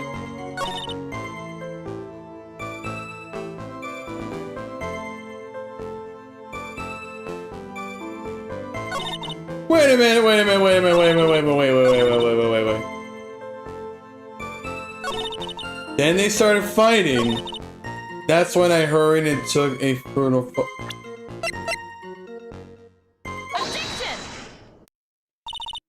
They started fighting, then she took a photo. But the photo is before they... But the photo is not them fighting. I don't know why it took me so long to figure that out. When you say you took a photo of the critical moment, is this what you mean? All I can see in this photo are two people facing each other. You testify that you said that you saw the two of them starting fighting. Normally, that kind of thing we refer to as a critical moment. Or the crucial moment. No. Why have you prepared a photo like that? Well, you see, the photo we presented was the only one there was. What? What do you mean it was only one? You have a camera. You couldn't put more than one. You couldn't be like, bomb, bomb, bomb, bomb, bomb. If you really wanted to capture the critical moment, then what happened next? You must have taken a photo of it. Oh. My apologies, young lady. But Miss Faye's assertion is not without a certain amount of merit. We can certainly downplay a situation. He can certainly downplay a situation, can't he? I'm sorry, I'm a very bad girl. I used it all up. The film, I mean. Are you serious? You ran out of film? This photo was the last one. What? Are you serious? How do you run out of film and you're part of the photography college degree? Okay, I find that very doubtful. Unfortunately, that is the truth. I personally examined all the photographs she took that day. All the other photos are the witness herself playing among the wildflowers. The witness herself, then who took the photos? Well, you see, my camera has a timer feature built into it. So you took photos of yourself? I remember taking some photos of myself once too. Please no details. It seemed that Miss Beatty's assertion was not so deceitful as after all.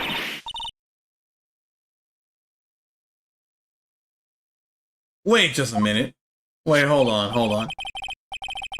If she had no film left, she couldn't very well... Well, if she had no film left, she couldn't very well take more photos, eh?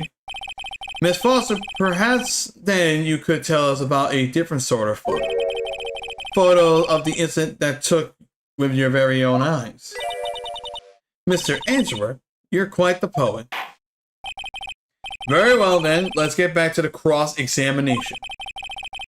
Let's hear your thoughts on the fight that you witnessed. Yes. Boy, this guy is a real sucker for sweet talk. Huh. Looks like the other kid in the room is the one that's getting all the attention. Yeah, it's sickening. Oh, we're still doing this.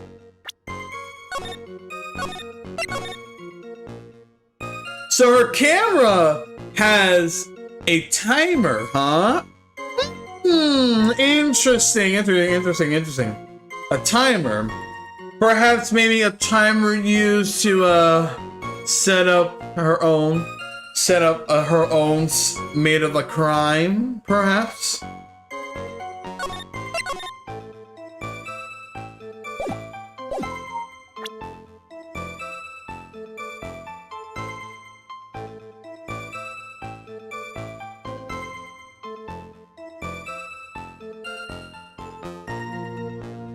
Hold on, Mo, just getting a message, that's all.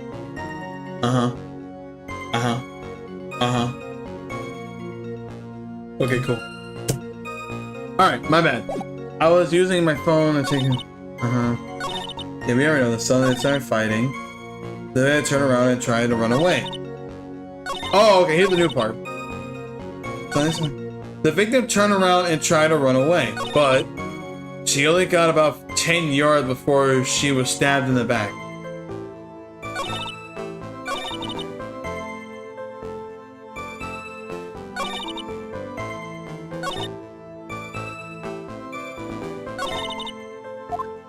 Whoa.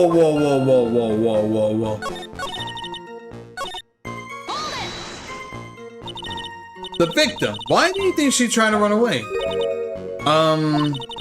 With her police training, she certainly knew better than to turn her back on a criminal. This was a large, powerful man with a knife. If it had been a waggly woman like you, I'm sure she would have acted differently. Waggy? Why you? If it had been me, I probably would have jumped into the river. There's still something wrong with this testimony. So you're saying Sergeant Hawthorne wasn't able to get away from him? Well, it's a narrow bridge and it was swaying back and forth. If you ask me, both of them were in danger of falling off. I only wish I could have done something to help her. I wonder what kind of something... I wonder about it. Something seems kind of off. Huh. Does it now? You have a good sixth sense. When you feel that something's off, then that's when you need to figure out why. Okay. I think I know exactly what it is. Objection! You remember the bridge was broken from the other side of where she was standing. So how was she able to get away if the bridge is broken? Your testimony is a total joke. Huh? What? But I just... Miss Faye, I thought I warned you not to make the witness cry. Click that here. One short testimony and 2 bad contradictions. Sling! There's no possible excuse. You say there were 2 contradictions? It's simple. Just take a look at the diagram of the area. According to her testimony, the 2 of them were in the middle of the bridge. If that were true, the victim had turned around and tried to run, well then, she would have hit a dead end. You said 10 yards, but she couldn't even ramp even 5 because Dusty Bridge was collapsed on the other side. That's right. Yeah. What does all this mean? It's very simple, Your Honor.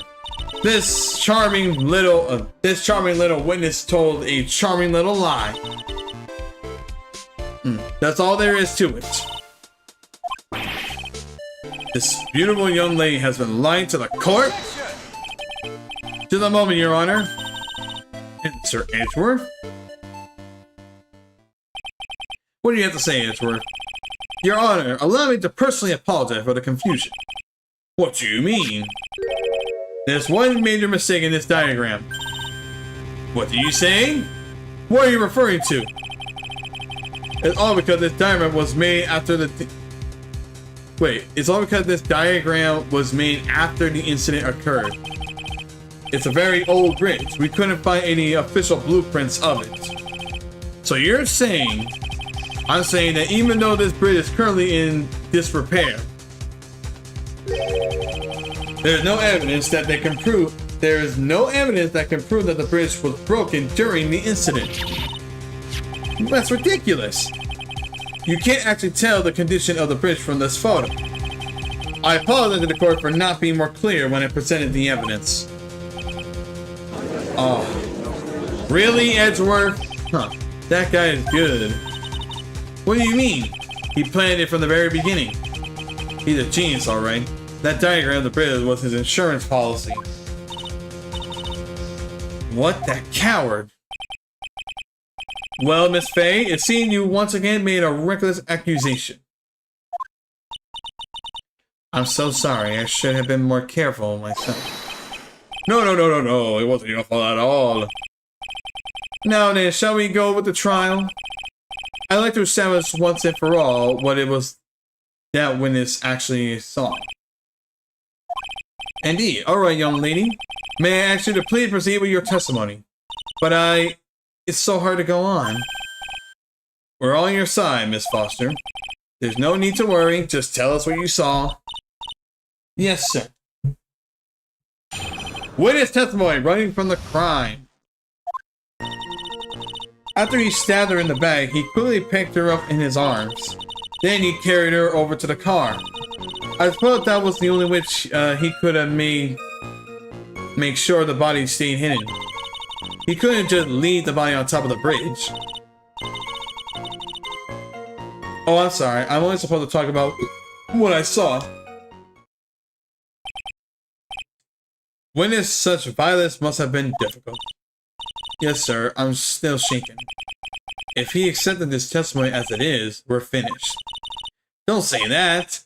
Oh well. Maybe I'll stop off at my favorite cafe on the way here. On the way home. They make a really great mocha latte. I'm not a big fan of coffee. Are y'all a big fan of coffee? Yeah, I wondered. I'm not really much of a coffee guy. I like a frappuccino though. A good frappuccino is really nice. But I don't really think. I mean, but not like a coffee frappuccino, more of a cream frappuccino. No. I don't understand how people can drink coffee so much. It's just so bitter and ugh. I remember my mom used to tell me that my grandma was like trying to get me addicted to coffee at a young age, and because she did that because that's what happened to her, and it was crazy.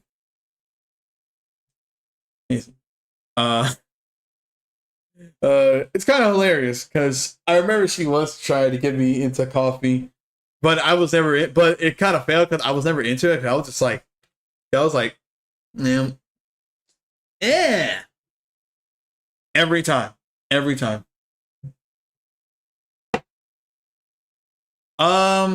Anyway, man, this trial has been kind of like all over. This trial has been all over the place. It's kind of exhausting. If I'm being honest. Ooh. This trial isn't over yet. That's what I like to say. And alright, Miss Faye, your cross-examination, if you please. The contradiction is staring right in front of you, Maya. Go on the attack. Cross-examination! Running from the crime. After he stabbed her in the back, he quickly grabbed up her arms. Then he carried her over to the car. I suppose that was the only way he could have made sure the body stayed hidden.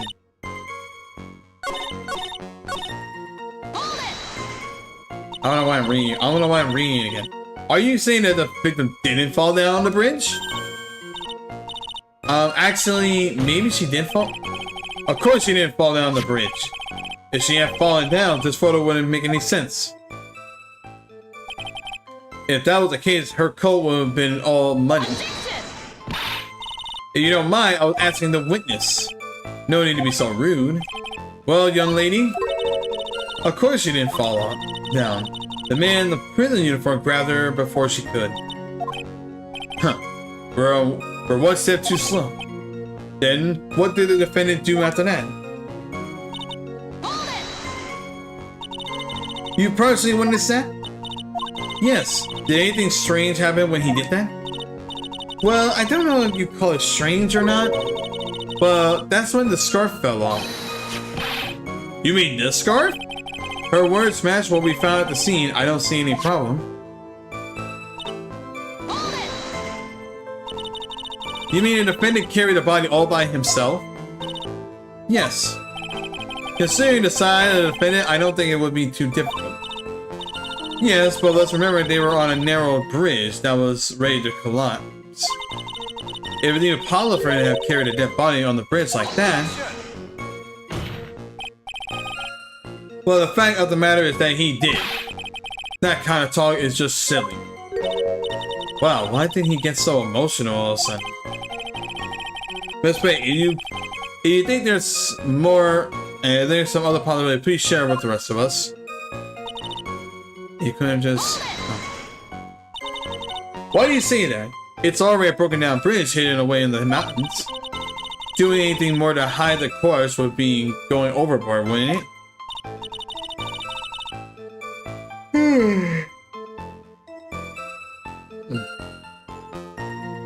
Yes, but the mountain is... yes, but the mountain is famous among hikers. A surprising number of people go up there. But it's February, right? It was rain that day, correct? There's also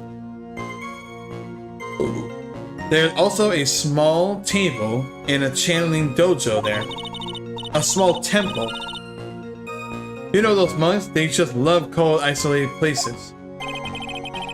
I think the witness is trying to say that the corpse could have been found at any time. Besides, the witness is merely reporting what she saw with her own eyes. Oh, I did not mean to press that. You understood that it was my client who was carrying the body? Well, he was wearing a prison uniform, but as for his face, you're saying you didn't get a clear look at his face. Well, they were far away and it was raining as well. I thought I was only supposed to say exactly what I saw. Actually, something about that someone is bothering me, but what? Hey kid, have you ever put salt in your coffee? No, why would I? Why not? Huh? It may actually go better with coffee than sugar, remember? I mean, right? Listen, my point is, if you're not sure, you might as well add a ton of salt to it. It might bring out the rust in something like a piece of evidence. He's right, right? Go potentially. Go potentially. You got nothing to lose. By the way, I wouldn't put salt in my coffee. The two wouldn't go well after all.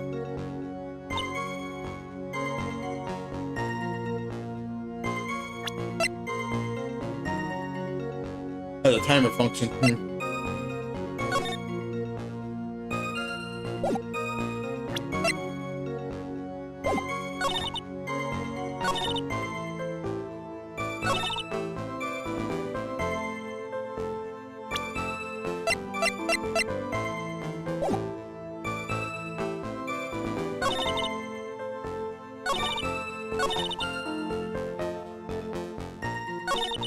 Let me go back to this one. He probably witnessed that. Yes. Did anything strange happen when he did that? I don't know if you call it strange or not, but that's when the victim's scarf fell off.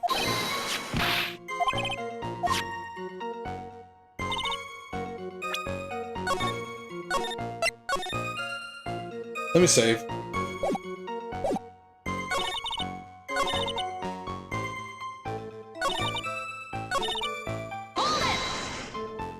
You mean infinite character by yourself? Yeah, consider the side, yeah. But let's remember our path.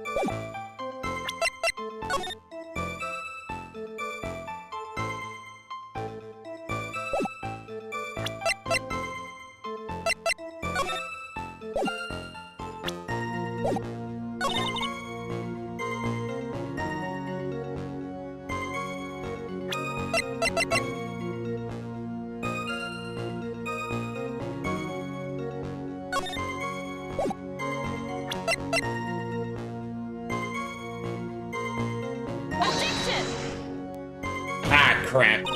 I figured. I knew I was reaching with that one.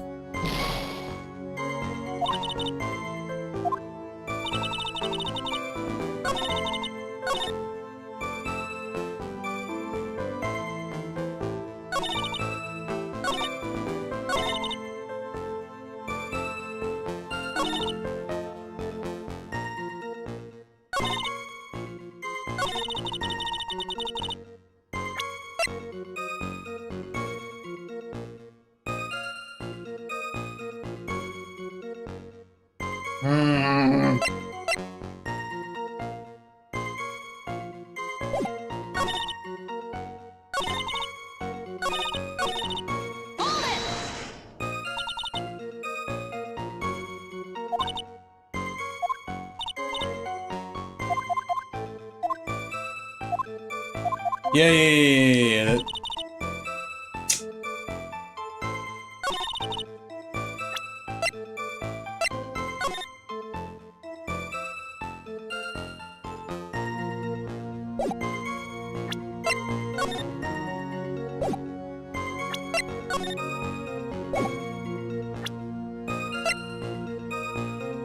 Worn by the victim at the time of the incident found on this.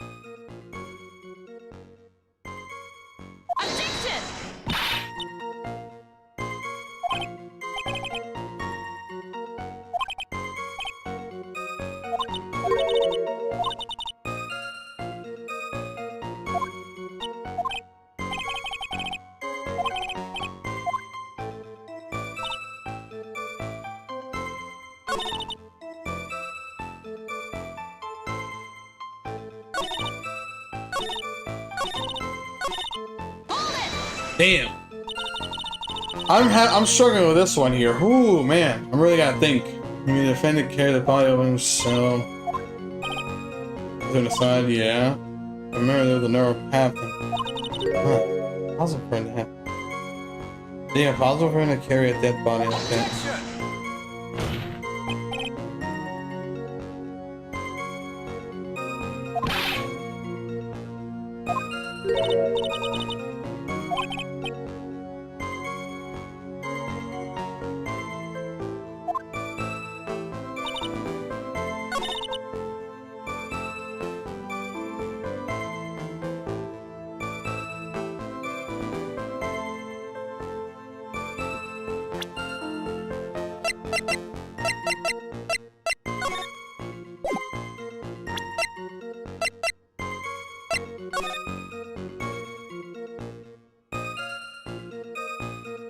Man.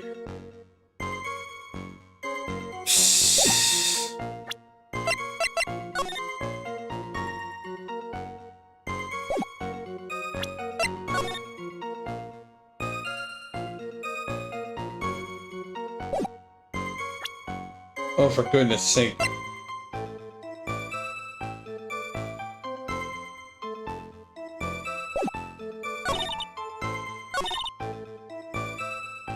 Oh man, I'm struggling here.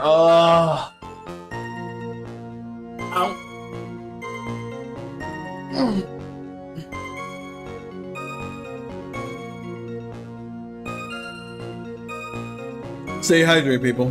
Stay hydrated. I am really struggling to think the contradictions here. Have you ever put coffee? Yeah. My point is, if you're not sure, you might as well add a ton of salt to it.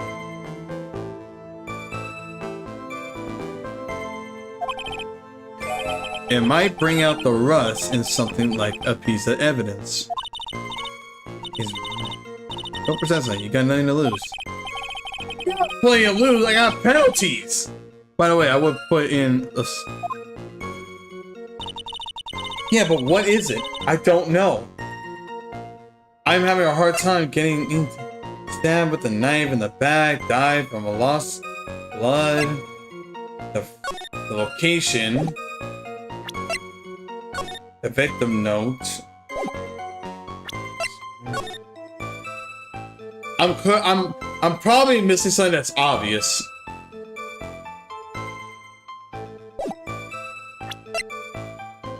Worn by the victim at the time of the incident, found on...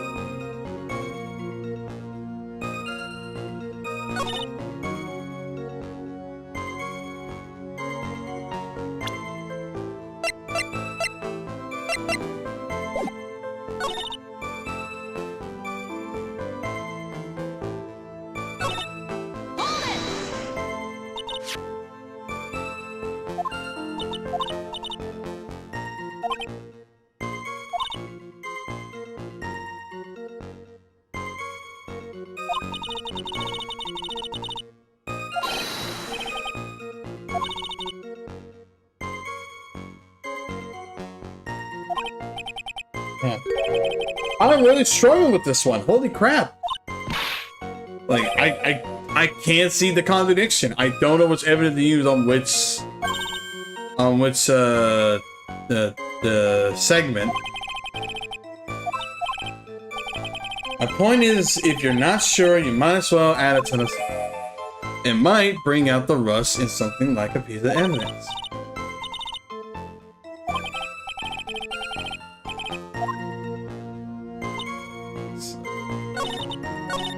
I'm shattering in the back.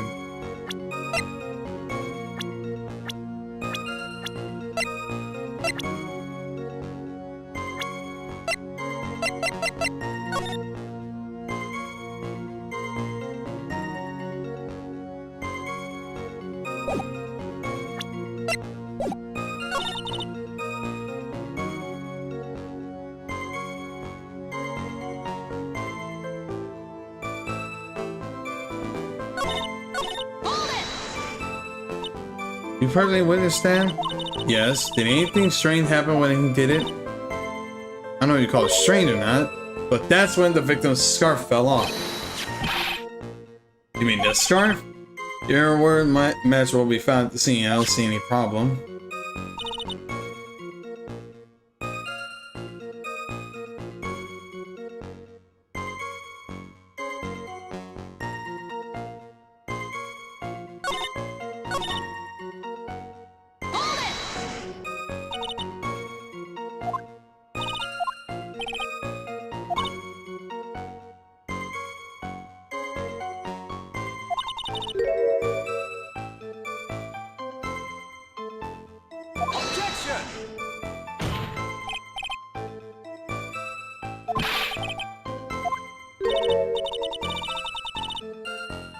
Oh, man.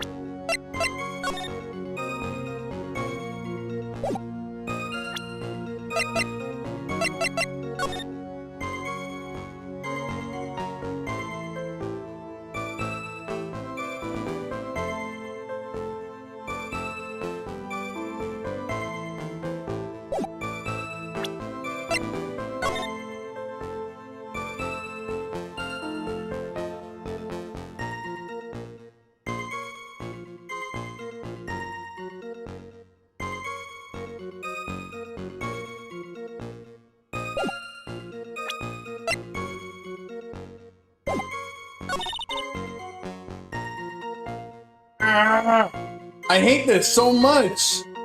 Oh.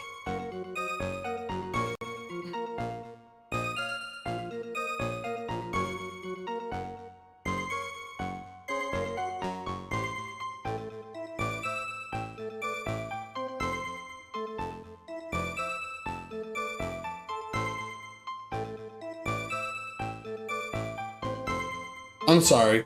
I'm sorry y'all for watching. Y'all probably just screaming at me.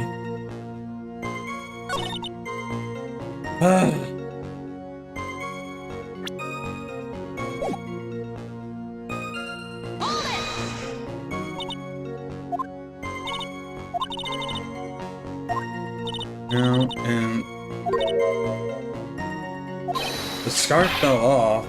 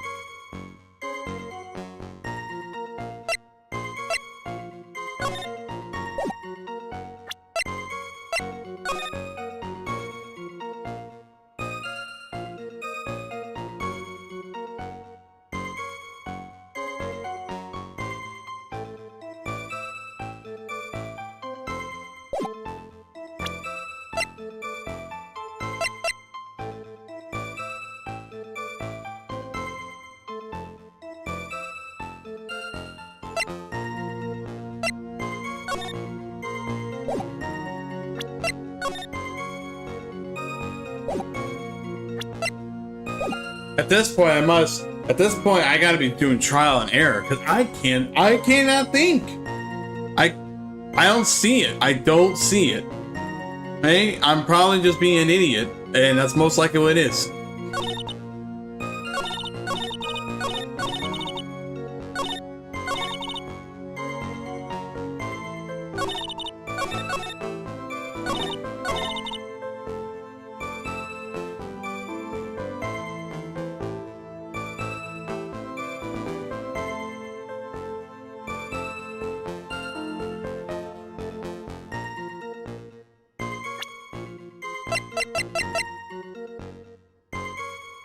Objection! No. Makes sense why. I feel it's that statement. It's just I gotta figure out what evidence to use.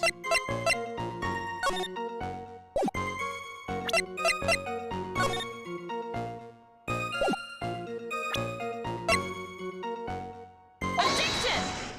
No. Nope.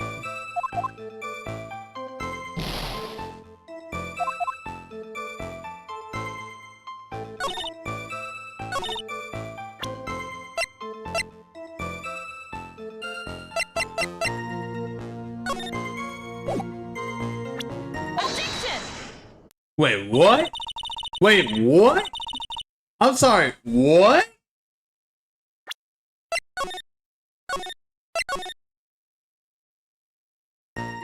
Huh? Hold on. Objection! What? Okay, hold. Okay, all right. Talk to me, Maya. What do you see? What did you see that I don't see? That was just a guess. Because I knew it was that statement that had to be a contradiction. I just didn't know which evidence. So I was just like, oh, let's go Russian roulette this bitch. A killer not wanting his victim to be found. I can understand that. However, the idea of moving the body for that purpose is clearly odd. There was a much easier way to make sure the body wasn't found. Well, what is it?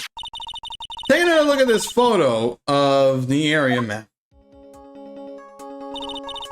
There's a river right below the bridge.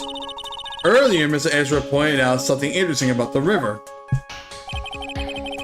Oh, the strong currents, right! Hey, most bodies fallen in are never recovered. In the kidnapping case 5 years ago, the victim's body was carried away and never found. If 10 murders were to occur at that very same spot above the Edge River, you could bet your boot that every other killer would have tossed the body in the water. Wow, I would not think that. I would not think that. Order! I'm not sure if I care the way you put that, Miss Faye. But I must admit, it does seem odd to not have thrown the body into the river. Well, Mr. Edgeworth? How sad. Perhaps Miss Faye would do well to try taking a dip in the river herself. After all, you claim to be such an expert in ways of nature. What are you talking about? My point is that no matter how odd you may find the killer's method of body disposal, the fact is that this is what the killer did. None of your argument has anything to do with what the witness saw.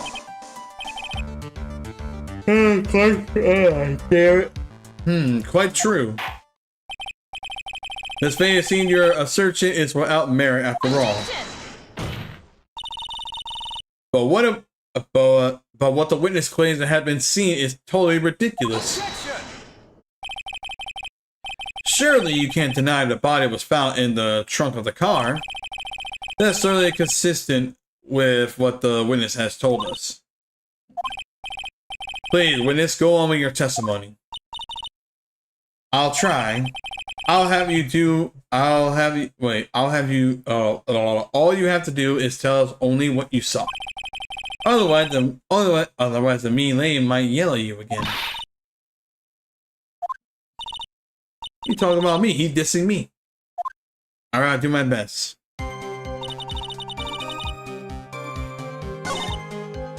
Carry it over. Yeah, we already know about this.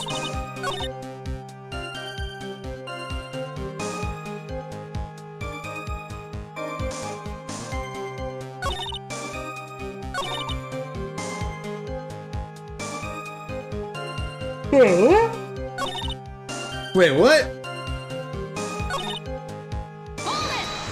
I guess this is the new text? What did the man do? Well, naturally he got in the car and was able to flee. That's when I came to my senses. I said to myself, you have to call the police. No, that's when you called the police. You sure that's what you saw in your own eyes? Yes, I'm 100% certain.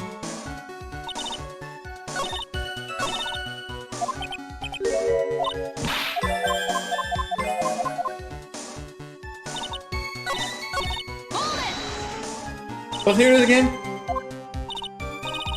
Naturally, he got in the car and was about to flee. That's when I came to my senses. I said to myself, you have to call the police. And so that's when you called the police.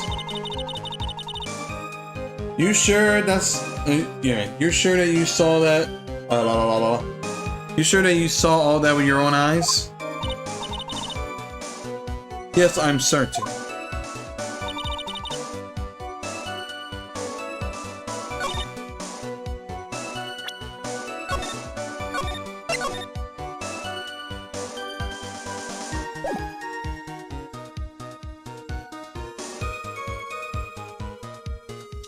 Okay. The killer broke into the...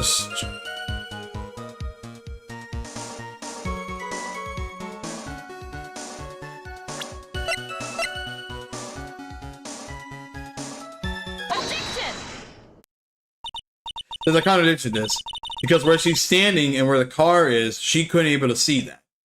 Well, Miss Ryder, it looks like you've done this again. Yeah, I remember. Okay, hold on. Let me show you what. You see, remember she was. Okay, you can't take my point. You remember where? If you remember where she was supposed to be, which is like right between that gap, between the bridge and stuff. The car's over there, and she's over there. That means this wall, you know, it's blocking the view. So there's no way she could have saw the car. There. Made a crucial mistake. A crucial mistake? Like what, Miss Faye? The killer broke into the trunk of the stolen car and hit the body there. You're saying you saw that? With your very own eyes? Yes, and... It's simple, Miss Foster. Take another look at the diagram. The place you claimed to have taken the photo from that photo is here. Do you see what I mean? Even if you try to see the car, this outcropping of rock is directly in the way. That's right, Miss Foster. From where you were standing, you could not have possibly seen the killer's car. I admit that the diagram shows a large outcrop of rock. However, it isn't so tall that it would stop her from seeing the car. That's right. It's not high at all. I was able to see his car just fine. Flick the hair. I'm so sorry, but that just doesn't wash. I believe it was the witness who presented this as evidence of the car, yes? This is located that the photo was taken from. Your own photo tells the whole story. Yep, you see that pile of rock? You can clearly see on the left side of the bridge that but the outer crop that is being reflected is really more like a cliff. Ah! Your view should have been completely cut off by this cliff. But you still claim to have seen the killer's car. No! Yeah! Order! Order in the court! Order in the court! Your Honor! Don't jump so too hastily! The fact that the escaped me fled into a stolen car was reported on the news. After witnessing a murder, I'm sure you can appreciate the witness was very upset. You must have heard about the stolen car and convinced herself that she saw it. No, don't call that bullshit on me. She was repeatedly warned about starring her testimony. She was told to testify only what she saw with her own eyes. Oh, Mr. Judge? What is it? I think I must have remembered things wrong. Hey, wait a minute! You can't just say that. Yeah. Oh my God, Edgeworth. You gotta remember, this is early Edgeworth. This is before he had that whole redemption, you say, of himself that he had. The self-reflection journey he had when he was going into court. Anyway, Miss May, no one on the face of the planet is perfect. Yes, indeed. Quite true. You know what they say. To err is human, to forgive divine. I'm inclined to give the benefit of the doubt to our witness here. What? That's not fair. That's some bullshit. Save the tears for later, Ken. Mr. Armando? Oh, don't look bad until the trial is over. Now is the time to look forward. But that wasn't fair. Okay, kids, you need to relax. Then you need to remember. The other kid in testimony. The killer broke into the trunk of the stolen car and hit the body in there. So tell me, how did she know that? How did she know that he broke into the trunk? Well, Miss Foster, until you can explain how you knew that, you're going to have a lot of suspicious people on this side of the court. Well, witness? Well, I'm certain that he broke into a trunk because there were marks left on the trunk lid. I'm certain there were scratch marks from when he broke into it. What? Let me see that photo. It's true. These certainly look like scratch marks around the keyhole. It's obvious that this truck has been broken open. Well, Miss Faye, are you satisfied? The judge is on her side. I can't make any mistakes here.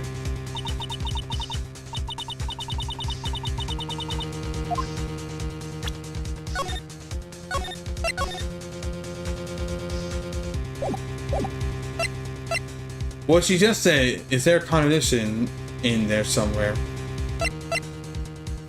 I feel it was like a reverse card. Like, you want to say it didn't work, but you actually want to say it does work. So I'm gonna say it does work. I'll buy into it. Something about it doesn't feel right, but okay, I guess I'm satisfied, sort of.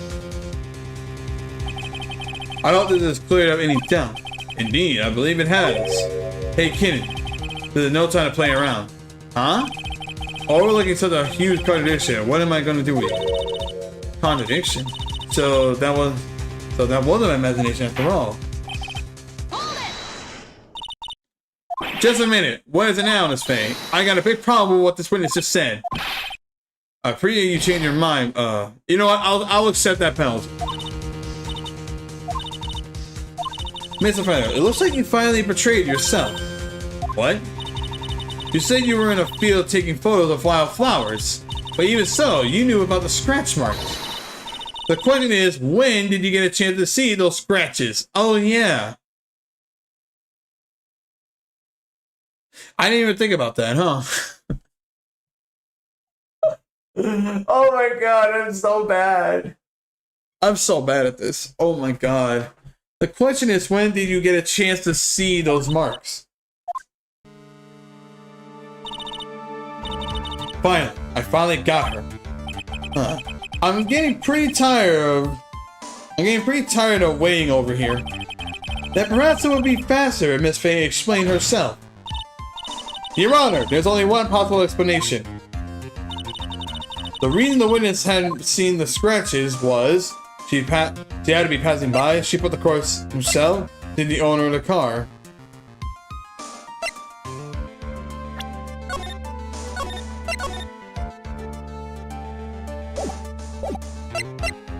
She put it in herself. There's only one way that witness had the chance to see those scratches. Yes, what is it? Naturally. Oh god damn. She stuffed the corpse in. Naturally, when she trucked the. Naturally, when the. Oh damn. Sorry about that. Hold on. Okay. Naturally, when she opened the trunk, Oh my god, I can't. When she opened the trunk, the person who really hid the body in the trunk of all, the person who really hid the body in the trunk of the car was Melissa Foster. It was you that did it, wasn't it? That's ridiculous. I could never. Oh, sure. It was a man in the oh my god. I can't say words apparently. It was in the prison guard. He's the one. I don't think so, Miss Foster. If Mr. Flawless had been the one who put the corpse in the trunk, he would have simply used the car key. There was no need to break it open. But he stole the car. He stole it from a young couple that had been waiting at a red light, which means that the key would have still been in the ignition. I see.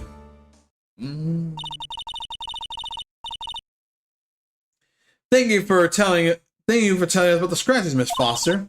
Without that, we would never have uncovered the truth. It could have been... that couldn't have been Mr. Foster who put the body in the trunk.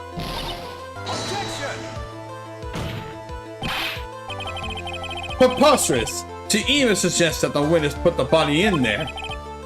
If that were true, then how do you explain the photo that she looked into? That she took. The corpse could only have been in the trunk when the incident occurred. We all know that at the time she was taking photographs. Now's your chance, Maya. Finish this thing. On the contrary, I'm not so certain about that anymore, Mr. Edgeworth. There's no need to think too deeply about it. What I'm saying is... What I'm saying is shutter for this...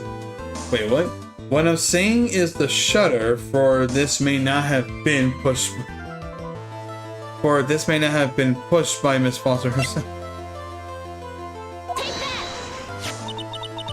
Let's take another look at this camera. See what feature it has, shall we? It has a timer built into it, even a middle tripod. Why, it's almost as if she had brought this camera just to take this photo. What are you trying to say then, Miss Faye? That when the crime occurred, Miss Foster wasn't in the field and she claimed? Well, she wasn't really used. Well, if she really did use the camera's auto timer, then the answer is yes, she was somewhere. Exactly, she was not in the field. Would the defendant please explain further? Listen, this is a crucial point. Where was Miss Foster when the incident occurred? In answering that question, she'll also make... Let me save. In answering the question, you'll also make a clear... In answering the question, we'll also make a... In answering that question, we'll also make clear Miss Foster's true identity. Well then, please answer this question. Where was Miss...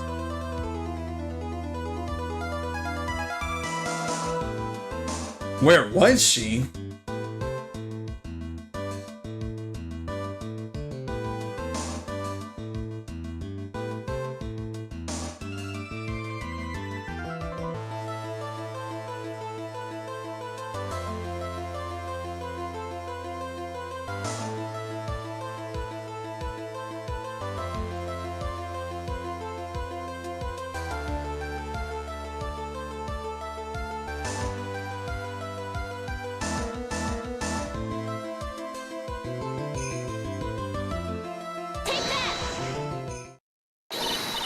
Naturally, the wizard was right here, but that's where the victim, Miss Hawthorne, was standing.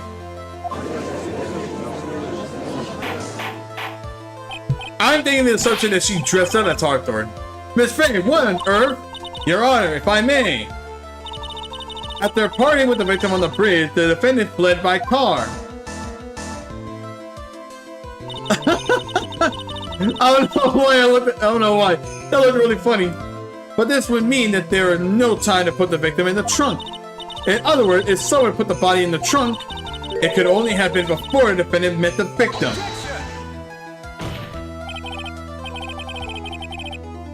How asinine! According to Mr. Flawless met with the victim. The only person with the opportunity to put the victim in the trunk is the same man that killed her. Terry Flawless. You still don't understand, do you, Mr. Edgeworth? By the time the witness photo was taken, the victim was already dead. The person in the photo was not Valerie Hawthorne. What? I never heard anything more ridiculous in my entire life. Then who exactly is the victim in this photo? It's obviously, isn't it? It's your witness. What? It's the only possible explanation. The woman that Mr. Flawless met on the bridge on that day was not Valerie Hawthorne. It was you, Melissa Foster. Me? Let's remember that it was raining and foggy on the mountaintop. Mr. Flawless himself believed that the woman in front was Valerie Hawthorne. But the defendant knew Valerie Hawthorne very well. After all, she was the woman whose witness. After all, she was the woman who testimony. After all, she was the woman whose testimony helped get him convicted. But since then, my client has spent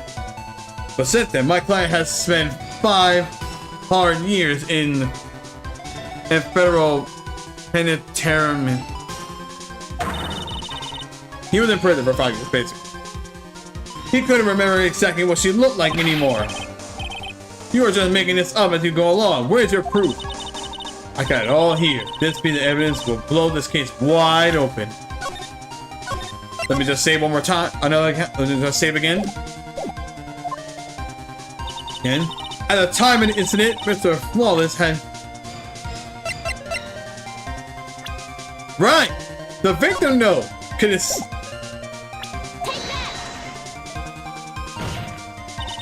Mr. Flawless had forgotten the victim's face. That's why he needed some piece of evidence. Namely this muddy scarf. It was Mr. Hawthorne who requested that she saw. It was Mr. Flawless who requested that she wear this scarf to identify herself. That already proven by the note in the victim.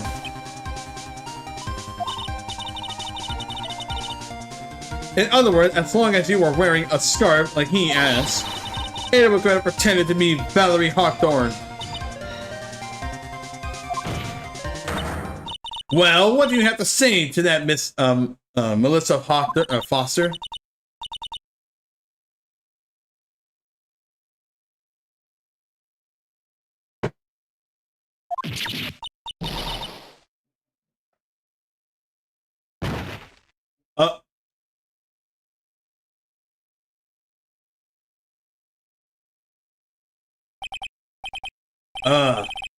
Where's Miss Foster?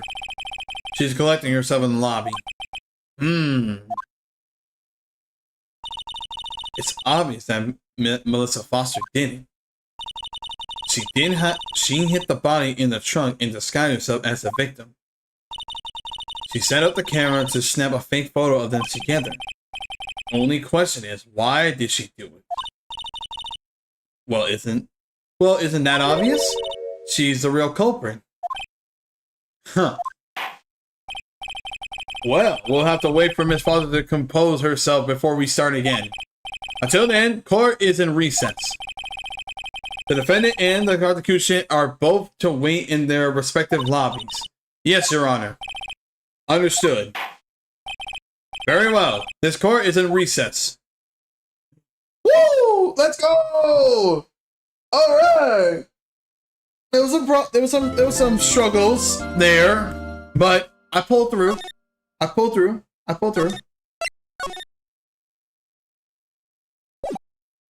All right, so we get to part 2. February 16th, 1:14 p.m. District Court, Defense Lobby number 4. Mr. Fullis. I want to say thanks. You're really good. You really hooked me up. Thanks. We're almost there. What was that proof that she committed the crime? Yeah, there's no more big obstacle we got to get past. Obstacle? Yeah, motive? Why would Melissa... Yeah, motive. Why would Melissa Foster kill that policewoman anyway? Motive, huh? Anyway, we're still badly in need of information. Information, right? What we need the most is info about Melissa Foster herself. All we know is that she is a student studying literature. And one more thing. What is it? Well, the incident that happened 5 years ago, of course. The kidnapping murder case that Zebra Boy is on the death row for. I didn't do nothing, I didn't kill nobody, I never lied. But the flaw in that case, tell us more about it. About what happened 5 years ago. Okay, I trust you. That day 5 years ago, I dreamed of it every day. This picture, it reminds me of everything. Bridge looked the same, just like then 5 years ago. It looked like it could fall apart, falling any minute. So it's been broken like that for at least 5 years. Huh, sorry buddy, but you sound like the one that could fall apart any minute. It's true, I did kidnap her. 5 years ago, I kidnapped my girlfriend, Delilah Hawthorne. Your girlfriend? Wait, that was his girlfriend too? Oh no. Hey, hold on there. Did you say Hawthorne? The victim's last name. Uh-huh. Delilah Hawthorne, Valerie's little sister. What? Are you serious? The girl. Let her go.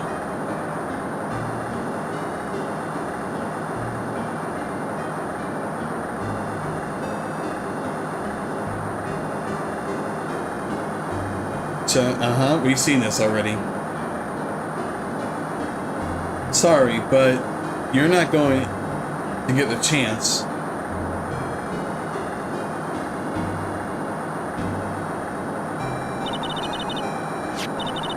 The detective back then was Valerie Hawthorne.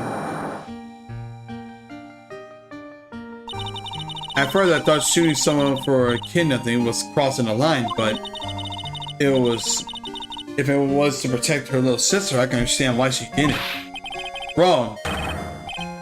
No, wrong. No protect sister. Valerie betrayed me, betrayed us. What do you mean she betrayed you? Everything, all lies, all make-believe, kidnapping too. And make-believe kidnapping? Delilah, my girlfriend, my love, my teen angel. Did he actually say teen angel? He's in one of those soap operas. I do anything that she say. I do anything she say. Anything Delilah said. Anything Delilah say. Hold on a minute. What you're saying is that the kidnapping 5 years ago was planned by? Yeah, by me and Delilah and Valerie too. Wait, they were all in on it? Valerie was in on it? Delilah's family's rich. Delilah's family's rich. Jewelry business. Wait, whoa, hold on, whoa. Delilah's family's rich. Jewelry business. We get one jewelry, and we get one jewel. That's what we thought. Me and Delilah wrote a note. We sent to her dad. Ask for $2 million. Ask for the $2 million diamond. Tell him make exchange on Dusky Bridge. We tell him Valerie makes transfer because she knew the detective. Having a police detective in your pocket is a useful thing, alright. In the end, you were planning on splitting the 2 million three-way, huh? Yeah, but that woman...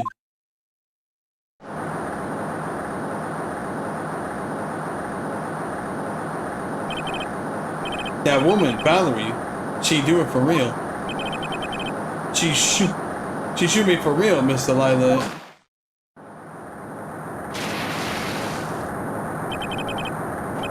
I was shot in the arm, Delilah. I was shot in the arm. Delilah jumped in river.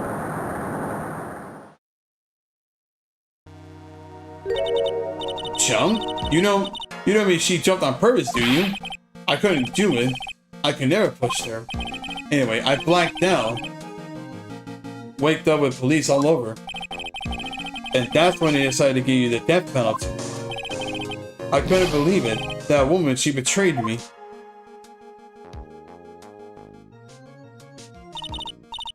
That man, Terry Fowler, he killed her. He threw her off the bridge. She threw my beloved sister into the roaring river 40 feet below.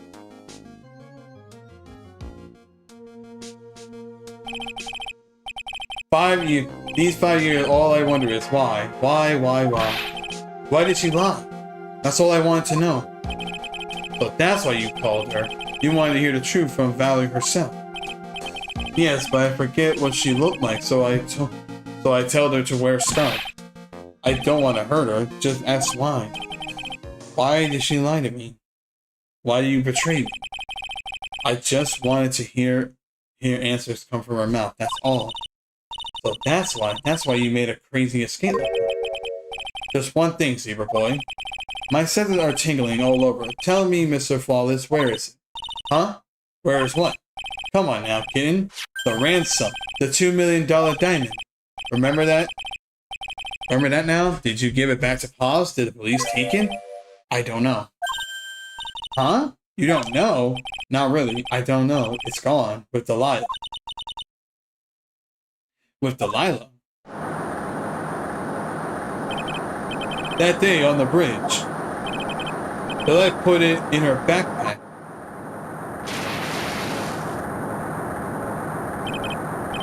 Now gone with Delilah, gone forever. Into East River. Into Eagle River. I don't know why I keep saying East. It disappeared with Delilah, huh? Wait a minute.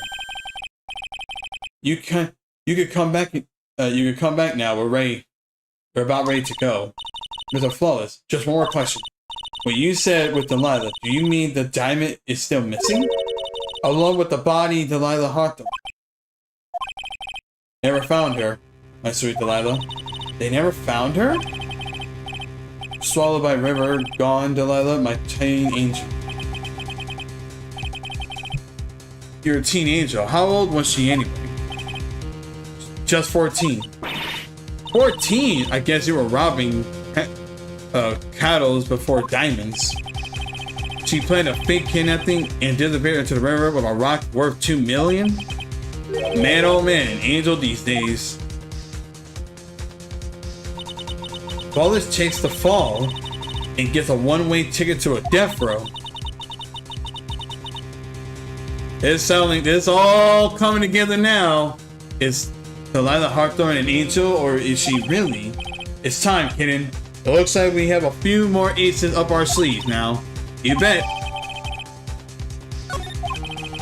The training wheels come off. Now, the training wheels come off, you gotta strike while the iron is hot. That's one of my rules. Remember it. Alright, here we go. So, she disappears with a $2 million worth of a diamond. February 16th, 1:49 p.m. District Court, court lobby number 4. Now then, let's continue with the trial, Mr. Terry Flawless. Witness, are you feeling better? Yes, Your Honor. I'll try my best. You're a brave young girl. Not this again. I can understand a defense lawyer wanting to get her client off the hook. However, to try to pin the crime on an innocent student is... What are you talking about? My witness is not the person on trial here. She's an innocent bystander who witnessed a violent crime, that's all. That's possible, Rita. Would a girl like this have for murdering a policewoman? It's certainly hard to imagine this woman as a murderer. Her motive. I figured that's what I had to establish.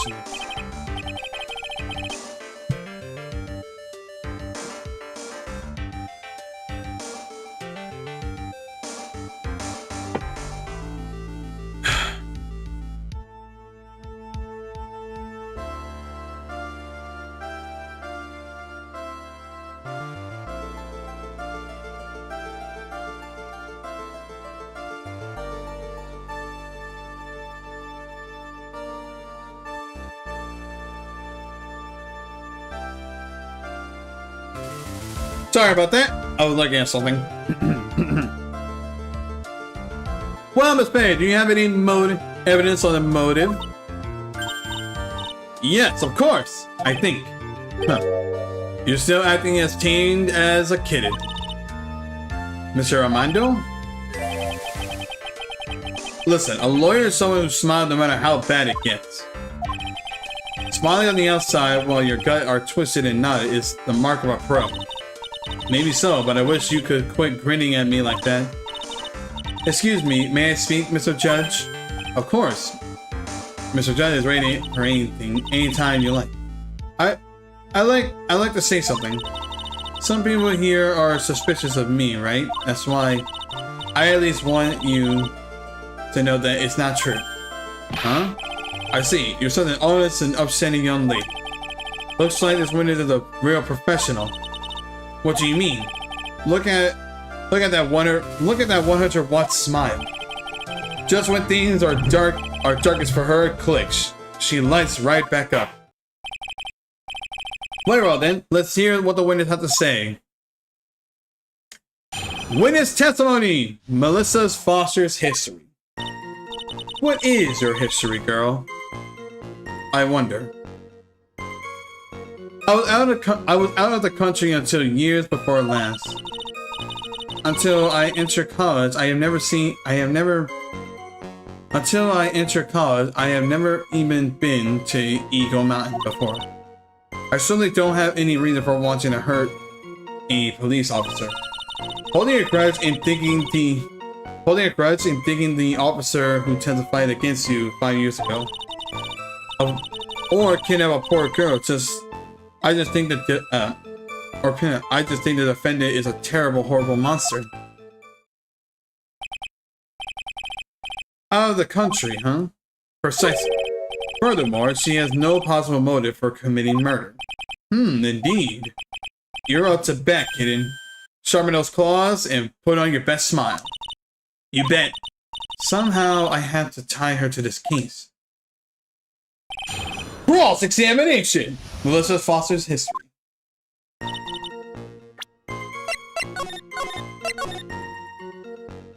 We saving. I was out of country. So what country were you living in? We were all living abroad, but after my parents were killed. It was a brutal civil war. She had to try and make her way back home alone. I lost everything. I didn't even have any personal identification. What kind of sob story is this? What do I do? Should I press on details? Nah. All I can do is wait to find more evidence about her true identity. Let's continue.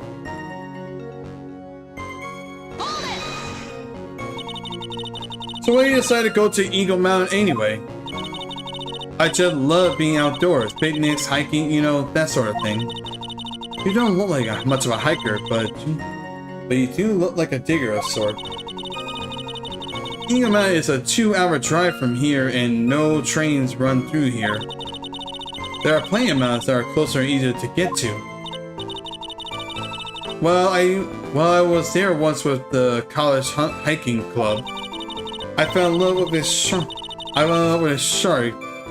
Desolate beauty and its cold yet romantic gloominess. Didn't know you were such a goth.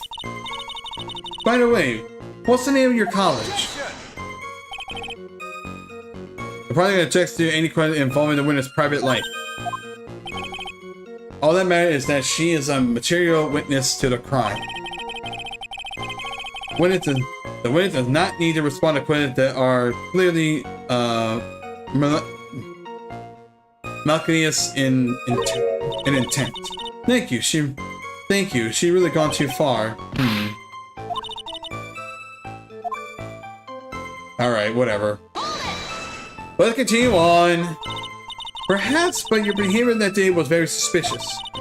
Not only have you contradict yourself here in the car, but you know things you shouldn't. For example, the scratching on the trunk of the car. Well, that's... Unfortunately, Miss Faye, your last statement proves nothing. Oh, really? And why is that? The witness came to the police station once the identity... Wait, what? Excuse me. The witness came to the police station once the identity... Wait. The witness came to the police station once the identity the suspect. When they identified the suspect.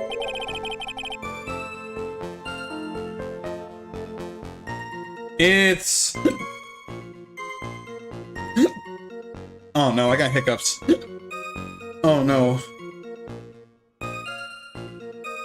In a typo that at the time, an officer showed her this photo. It seemed like a rather serious mistake.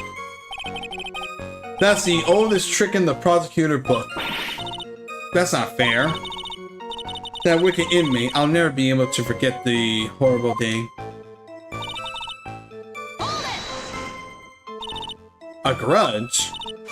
Well, the policewoman's testimony was crucial, wasn't it? Crucial in getting the defendant sentenced to death. Yes, and that's precisely why he harbored such a deep anger against her. So much anger that he forgot his own guilt. My client has always maintained that he's innocent of those charges. He seems rather forgetful, your client, I mean. Not only did he forget about what he did, but he forgot the poor woman as well. What do you mean by that? Your client, he forgot what the defendant looked like, right? It's too bad for her that he didn't forget about her testimony as well. Well, she's right about that, Mr. Father, as... Let's press hard. You say he forgot about what the defendant looked like. What do you mean by that? Well, he couldn't tell who he was without some kind of identification, right? Quite right. That's why the victim was wearing a scarf. Wearing a scarf as identification. Why, if I had been wearing a white scarf that day, then he probably would have tried to kill me. That's true. He's clearly a better man. This is bad. Mr. Flawless' reputation just keeps getting worse and worse. Sometimes it's best not to poke too deep. What should I do? I'll leave it alone. Any more damage to my client image would be disastrous. I just already have a bad enough opinion of him. What did you eat for dinner 1 week ago? At the very least, a person should remember that. As for me, it was payday, so I had a... Wait, it was payday, so I had a nice moist steak with some petunias on the side. How does this relate to anything? Whether it's eating steak or committing murder, a person shouldn't deny their actions. I'm in complete agreement, Your Honor. Uh-huh, sure.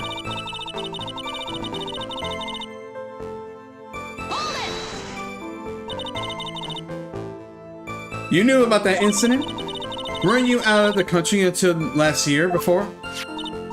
Well, I saw a report about the escapee convicted of murder. All they had in depth report report about is Wait, they had an in-depth report about his whole history. So you were still living abroad 5 years ago, is that right?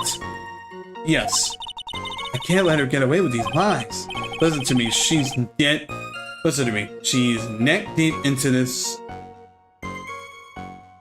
Listen to me, she's dead deep in this whole neck, in this whole thing. Somehow you're just going to have to get her to show the court her true self.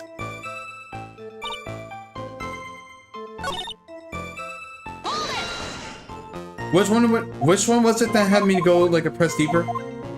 Objection!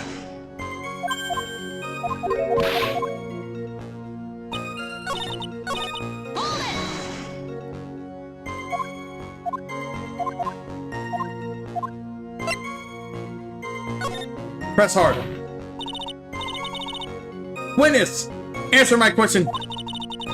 I'll even repeat it for you. What country were you in?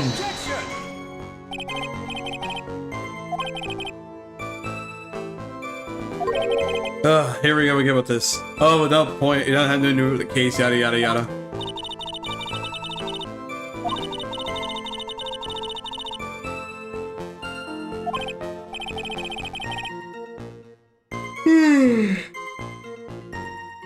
I think we established that point. Yes, indeed. Well then, shall we add what you just stated to the official testimony? Yes, please, Mr. Judge.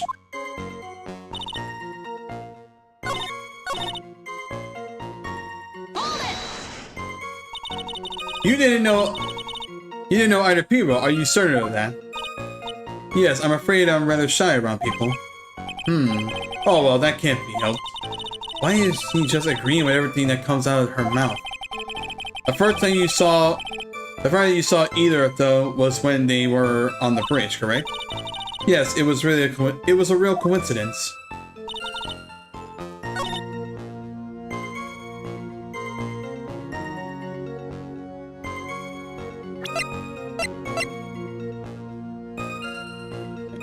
A $1 million gem used as ransom for Delilah.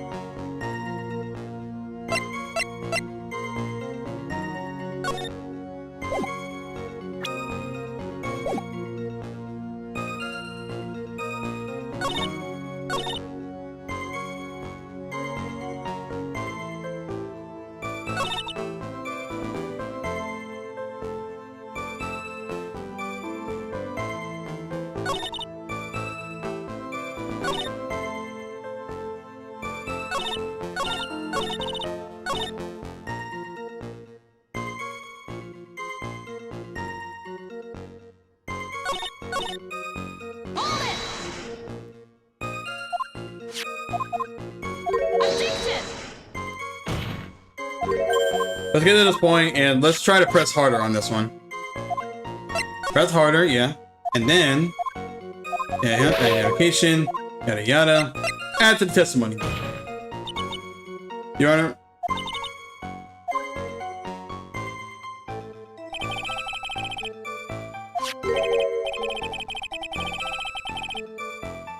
Is a killer and a mentally unbalanced one at that. That testimony only helps to prove that point.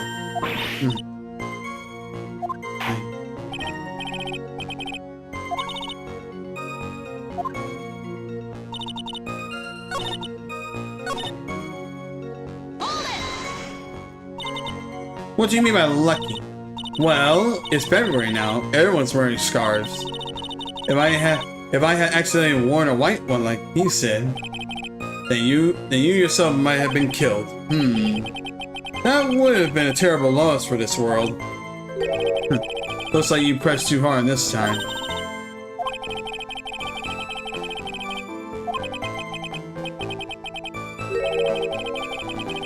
Justice is blind, but she's not deaf. Sometimes you have to know when not to talk.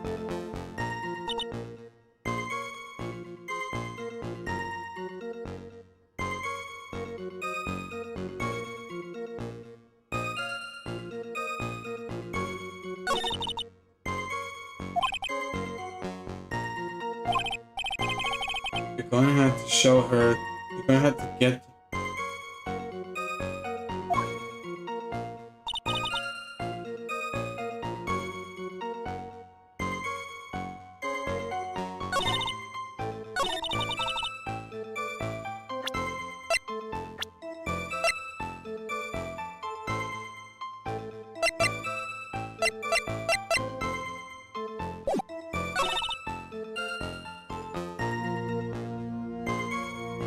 Oh man, I don't know what to do.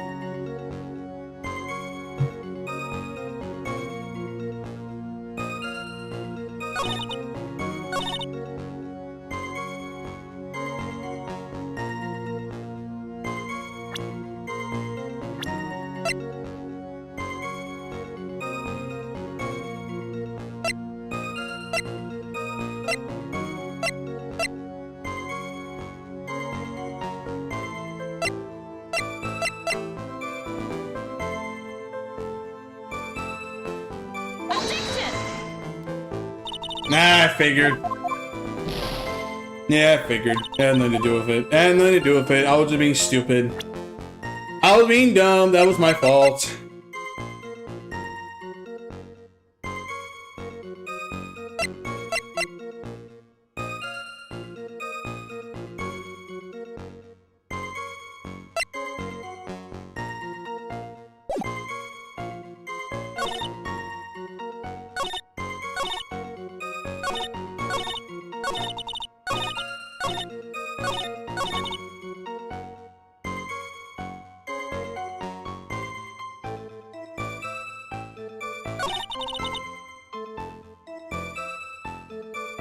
Oh man, oh man, this is bad. We're back to square. Damn it! I feel like we're back to square one, at least for me.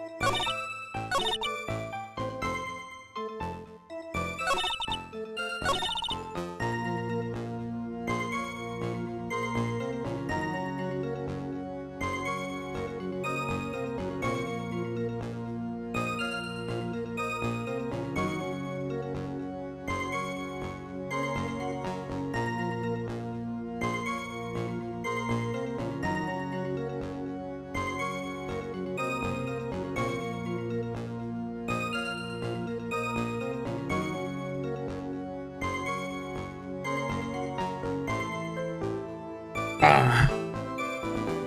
Come on, man. Think.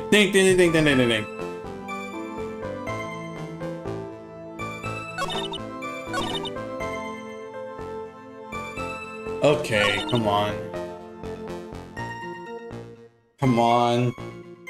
I gotta think, man. I gotta think. I'm thinking, but it's really hard.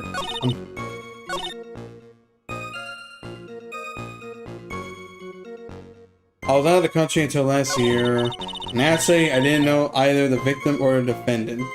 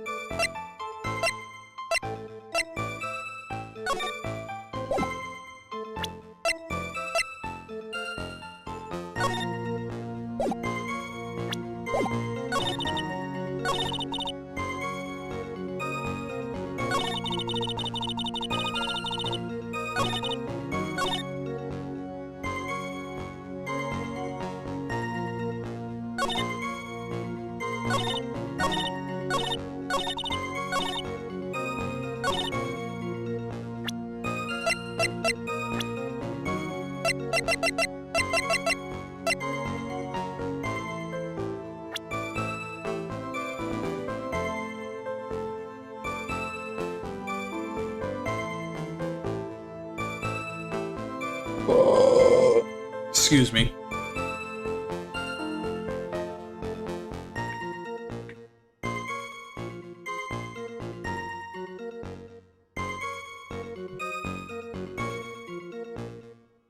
I'm sorry, guys. I'm really struggling here.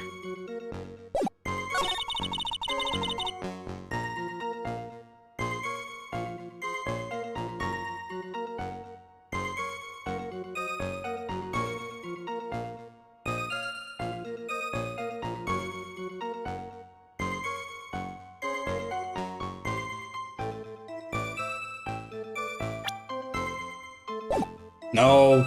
Wait, how did I do that? I didn't even press the button. I don't know how. I didn't press the R1 button. I don't know how that happened. And this. I surely don't have any.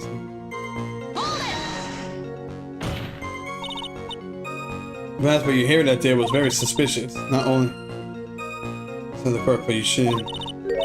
For example, described it in the car. Well, that's.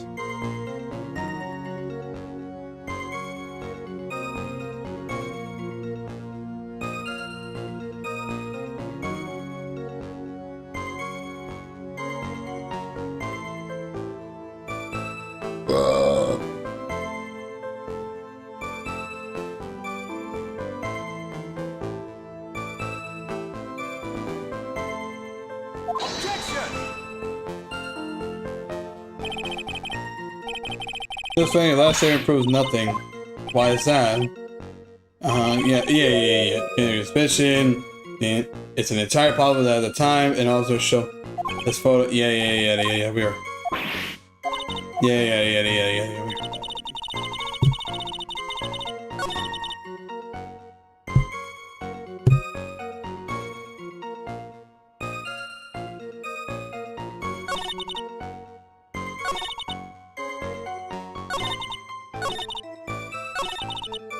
It's one of these two. It's this one, the naturally, or I guess I'm lucky I wasn't wearing a scarf. A white scarf.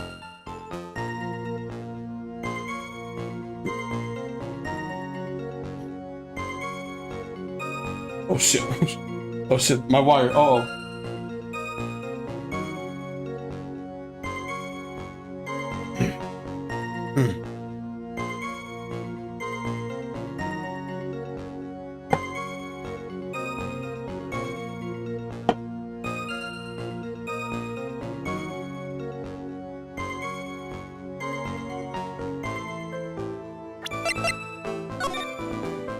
What am I doing?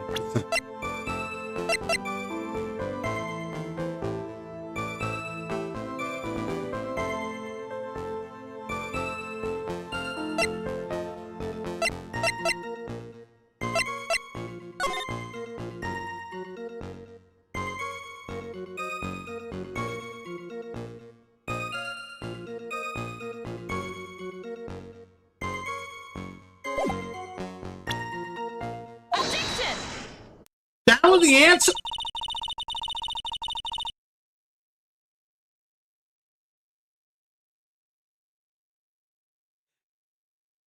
All right, Maya, tell me what you think, because I don't know. I don't know, Maya. Tell me what you think. It's true. Mr. Flawless didn't give instructions to Valerie Hawthorne to meet her. The note that she sent left. The note that she left said, right. Wear white scarf for identification. Yes, what about it? Isn't it obvious? Doesn't it strike you as odd? That note was a secret piece of evidence. How is it that the witness knows about it? Oh yeah! That's right! It was made by it was made by Hawthorne, so how would she know that? Order! It is odd, isn't it? Well, Mr. Edgeworth, did you show top secret evidence to the witness? Your Honor, I certainly never gave anyone permission to do such a thing. In that case, oh man, my bad, I was looking away. Of course I didn't know about the note. I just saw it when it happened with my own eyes. when the victim went to see the killer, she used her own scarf to signal him. That's why I assumed that the signal was a white scarf. I suppose that makes sense. Come on, Maya. Come on. You can't let her weasel out of that so easily. Witness! Sorry, but your explanation isn't going to work so well here. But why? It's true. That's what I saw. Did you though? Did you really? Impossible. There's no way you could have seen the victim use a white scarf to signal him.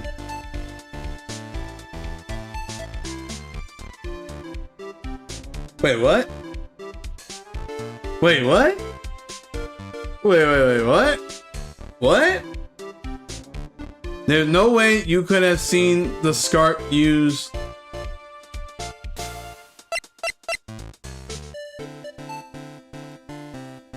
What? I'm confused. What do you mean? What do you mean? Impossible. There's no way you could have seen the victim use the white scarf to signal him.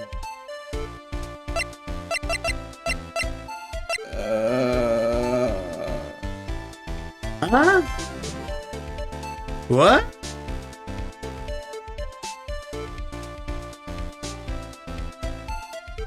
I'm looking at y'all. I'm looking at you guys. Yeah, like, hello? Like...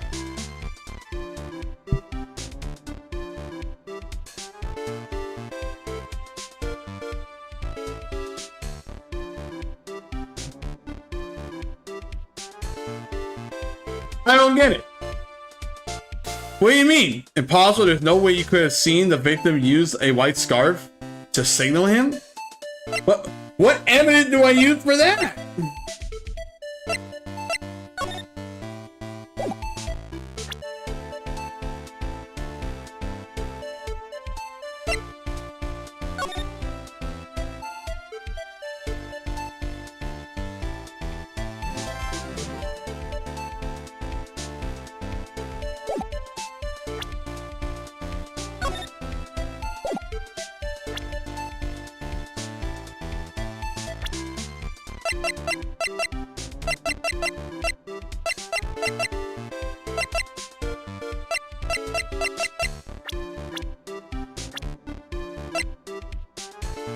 Where are we going with this? Okay, hold on. Sorry. Hold on. Wait a minute. Remember what, what's his name? Remember what Diego said? He said, our job is to get her to show who she really is, right?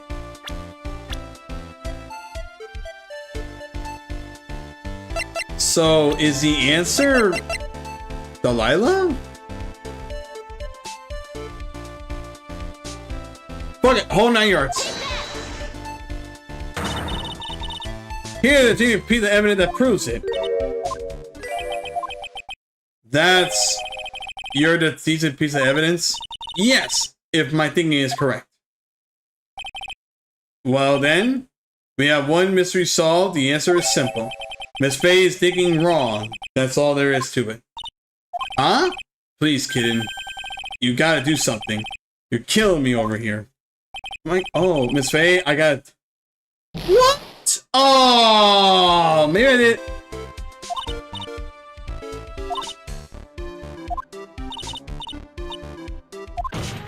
Okay. Witness. Sorry your thing isn't gonna go well. Alright, impossible. There's no way you could have seen...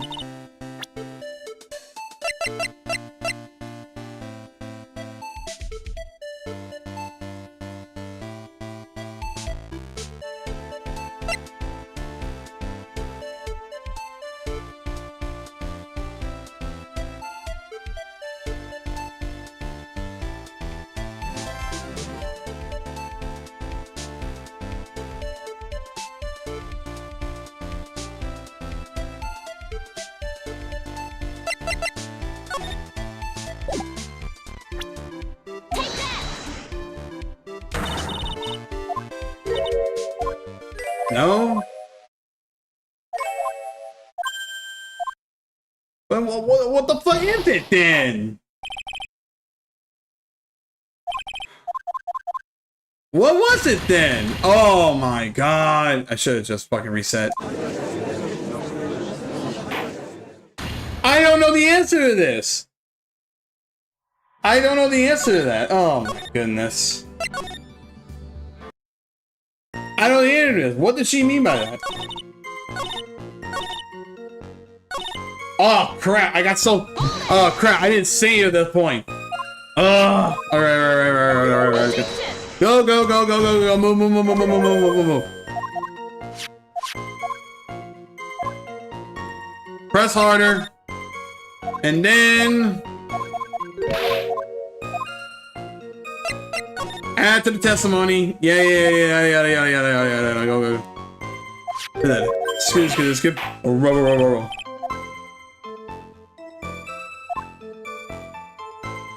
Which one did I use again? Fuck, I forgot. Was it the scarf? Okay, it was a scarf. Okay, cool. I think it was a scarf. I'm pretty sure it was a scarf. I forgot. I'm bad. I forgot already what piece of evidence I used. I think it was a scarf. Look at this photo. Yeah, look at the photo. It's hard to see in the photo, but look at the scarf. Yeah. What are you talking about? The scarf's right here. Wait, hold on. What? Wait a minute, what? Wait, this is different. Scarf and the policewoman. I got her now. Just don't mess up. But that's strange. If your testimony you say the following, I guess I'm lucky I wasn't wearing a white scarf. White? This is a scarf you... I'm sorry. This is a scarf you identify as belongs to the victim. But it certainly does not look like white to me. Oh! Well, it was foggy that day. It was raining as well. Sure. It's not surprising that she mistook it for white. Objection! Sorry, but that's not this time. The witness just confirmed that this was the victim's scarf. Yes, but what is the significance? It's true that the scarf doesn't look white, but there's only one explanation for this mix-up. The real reason why the victim thought the scarf was white was the victim note. Witness, have you ever seen this note? No, I never. It's top secret evidence. There's no reason for that you wouldn't. I wonder about that. What do you mean? This note shows Mr. Flaw's instruction to the victim regarding their meeting. It said, wear white scarf for identification. White scarf? Ah! Yeah! Witness! You knew what this note said! It's because you knew that you slipped up and mistakenly said it's a white scarf! Well, Miss Foster? We got her now! Order, Mr. Edgeworth! I'm waiting for an explanation here. I'm here. I'm quite sure this note wasn't leaked to the public. And yet, this witness knew exactly what the note said. At the time of the murder, the number of people that were limited were the number of people that knew was quite limited. Terry Flawless is one. The person who wrote the note, Valerie Hawthorne, is another. And finally, one more person. Did you say one more person? That's right, a person that no one would have suspected. Have you figured it out, kitten? Yep. The third person who knew the context of the note was none other than Delilah Hawthorne! The person is Delilah Hawthorne. Delilah Hawthorne? Never heard of that name before. Look at the victim note. This is what it says. Talk to Delilah. Tell her this time. There, her name right there. What's this? So who is this person, Delilah Hawthorne? Miss Faye must be desperate. She's trying to bring the dead back to life. Dead? Delilah Hawthorne was the victim's deceased younger sister. She was killed in a crime 5 years ago. Killed in a crime? You don't mean... Yes, she was kidnapped and killed by Terry Flawless. Objection!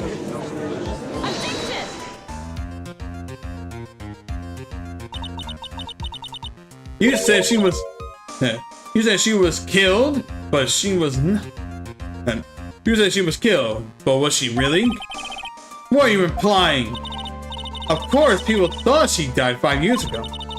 But when she fell off a dusky bridge and was lost in Eagle River. However, her corpse was never found. Objection!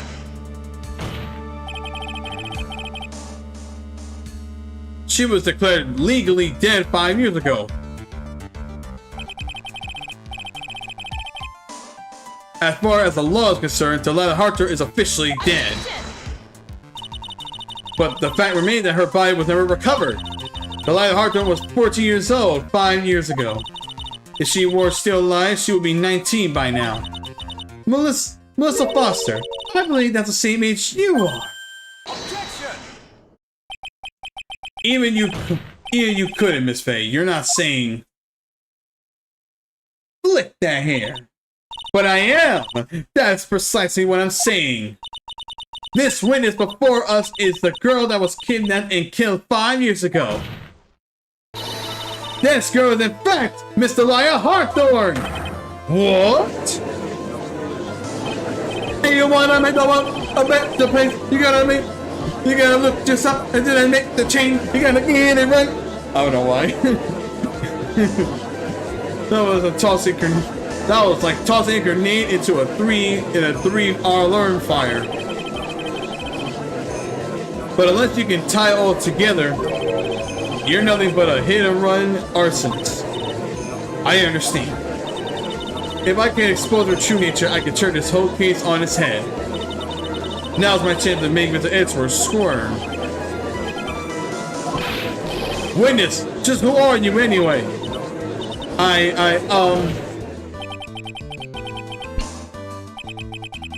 think that's enough. You don't have any say more, witness. Yes, I understand. Mr. Edgeworth, explain yourself. Your Honor, I have admitted myself. I admitted to make. I honestly never thought the defense would pursue this matter. You don't mean? Yes, the prosecutor already isn't filled with fools. Naturally, we conducted a full background check on our witnesses. What did he say? Huh, looks like the kid knew. He knew her true identity from the get-go. No way, but then why? If you hadn't revealed her secret, he wasn't going to say anything about it. All he knew was her testimony, so he made it a little trade. Let me introduce to you the victim's younger sister, Miss Delilah Hawthorne. But I thought she died 5 years ago. We thought so as well, but well, as you can see, why did you hide her? Why did you hide her identity for 5 years? She was nothing to do with the current case.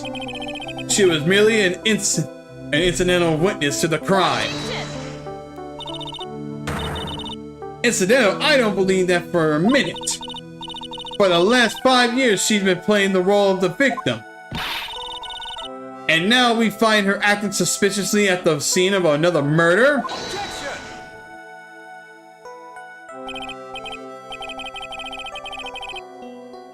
Miss Faye, I must say, your strategy here is painfully obvious. You're trying to paint your client crime on an innocent witness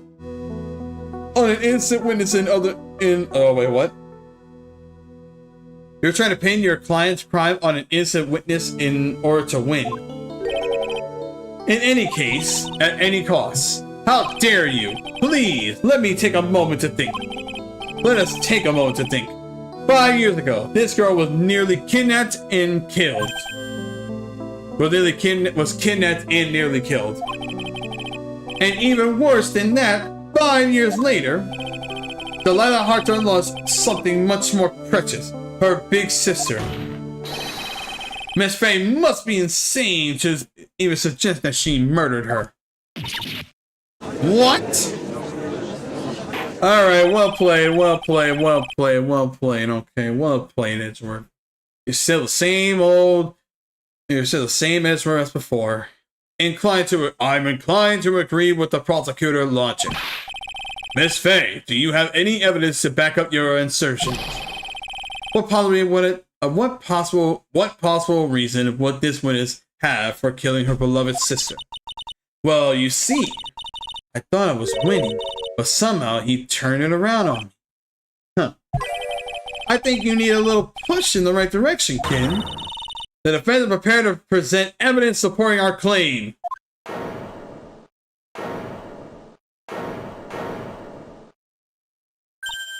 That wasn't me. That was this guy. This crazy coffee addict. Objection! I think we heard enough empty threats from you, old man. Huh. What makes you think they're empty, boy? Because your protege looks like she's sweating bullets. I am sweating bullets. You think you're in a tough spot? Of course, aren't I? No.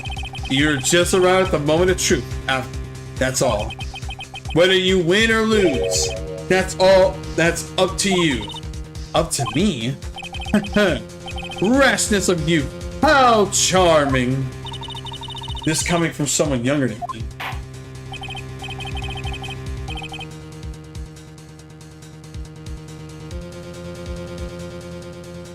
Now then, let's not waste any time, Miss Faye. What motive would the witness have? This? That's my best guess. What is this? Is this the defense idea of a joke? If so, I sorry do not get the punchline. Oh, fuck. Oh, that was the rashness of youth. The rashness of youth. Oh, what? Then what was it? The witness stayed hidden for 5 years, kid. There must be a good reason for that. Somehow, it must involve Thorn.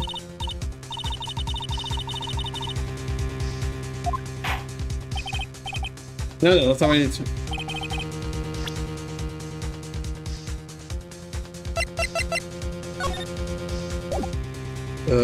Oh, wait, no, I'm being stupid. I'm dumb.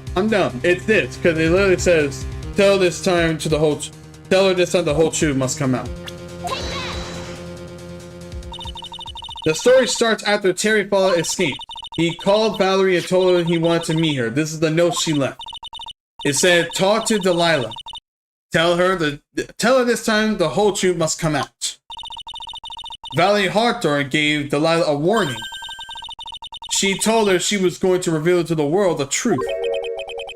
The whole truth? There was a dangerously important secret between Valerie and Delilah.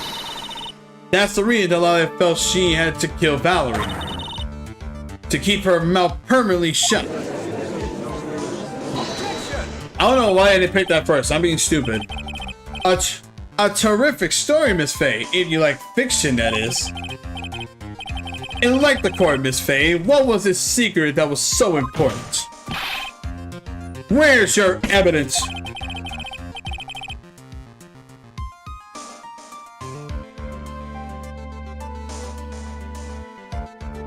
Delilah Valley Hawthorne and Terry Falls.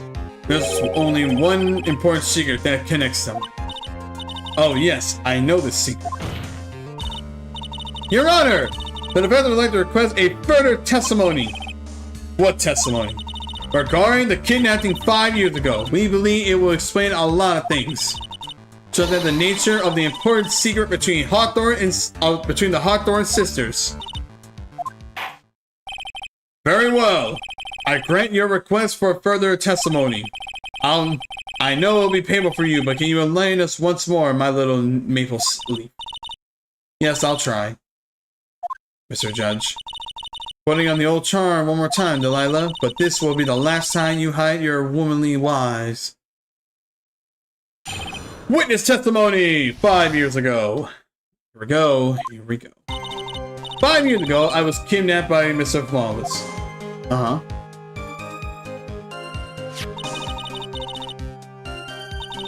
Sorry. The ransom price was the ransom price was a diamond. My sister Valley brought it to the bridge. After she made the exchange, she shot Flawless in the arm. That's when Mr. Flawless tried to kill me by shoving me off the bridge from behind. I survived, but I was afraid I might be kidnapped again for my family's money. So I decided to change my identity and start a new life. Oh, really? The kidnapping left her emotionally scarred. But for her sister's health, she left the Hawthorne family and started all over again. Weird to believe after that, she murdered her sister. Preposterous. Is it though? Money is a cruel, horrible motivation. Thank you, Mr. Edgeworth. Yes, Your Honor. As you heard, the witness is still traumatized from the kidnapping. Sure he is. Sure she is. I'll ask you again to be extremely gentle in your cross-examination. Mr. Edgeworth got the jump on me again. If we're not allowed to fight, then let's twist some arms around. Listen up, we still got that info that ace up our sleeve. What info? Come on, kid, don't say you've forgotten already. The fact that the kidnapping 5 years ago was staged. That is a fact. That's right, it was a fake kidnapping. Terry Flawless told us all about it in the lobby. I'll do anything that she said, anything Delilah's saying. What you're saying is that the kidnapping fire was planned by, me, Delilah, and Valerie. Yes, that's it. The fake kidnapping is your best shot, Maya. That's her secret. Cross-examination! 5 years ago.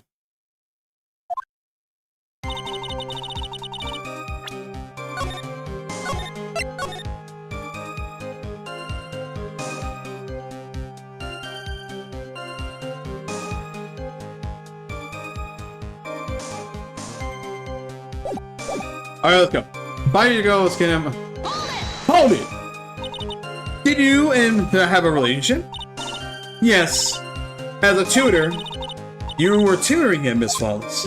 Mr. Flawless. Of course not. Don't be ridiculous. Mr. Flawless came to the house to tutor me.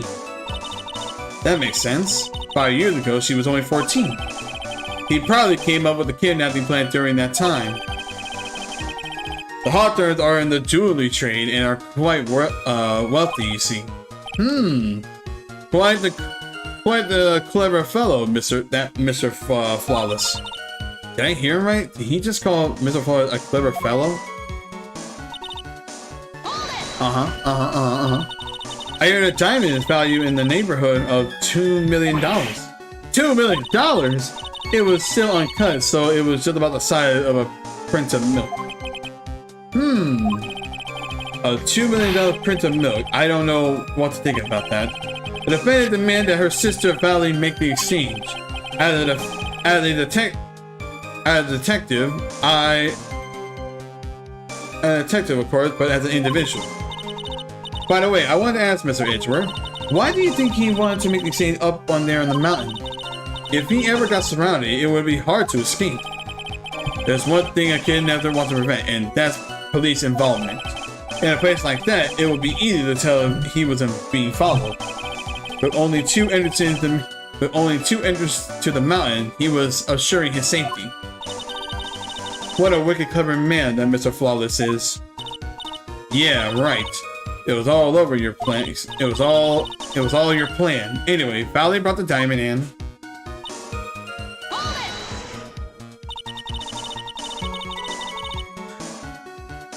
What was the dangerous thing to do? Do you consider you were being held hostage? Yes, but actually that saved my life. What do you mean? You see, Mr. Flawless was holding a knife in his right hand. Somehow, I just knew he was going to use it. I knew he was going to use that knife to kill me. That's why my sister shot him. It was to save me. That's why Mr. Flawless tried to kill me by shooting me on. Oh no, press. Hold it! I'd like to hear more about what happened right that moment. Well, when Mr. Flawless was shot in the arm, he felt. Wait. When Mr. was shot in the arm, he let go of him. Yeah. I was like, don't worry, I'll kill her. I shot him. Oh no, my controller! Oh shit. Alright, I should not be doing that. I don't want to actually cause my controller to throw.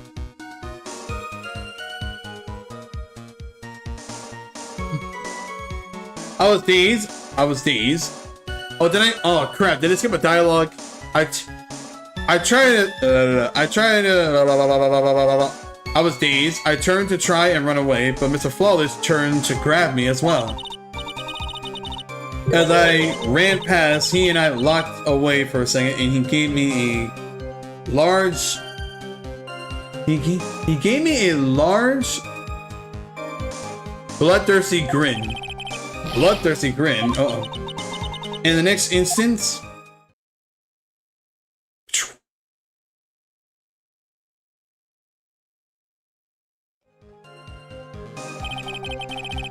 I advise the court to remember that the river is 18 feet deep and incredibly swift. I was a strong swimmer, but I was knocked down. When I came to, I'd been carried by the river to a strange place. I'll never forget that day. The crumbling bridge, nowhere to run. Just one little shove from behind, that was it. Before my sister could catch me, I fell into the river.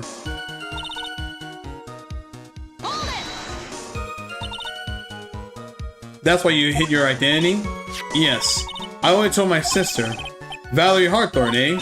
Yes, she's the only one who knew about me. Meanwhile, legally, the widow has been deceased for 5 years.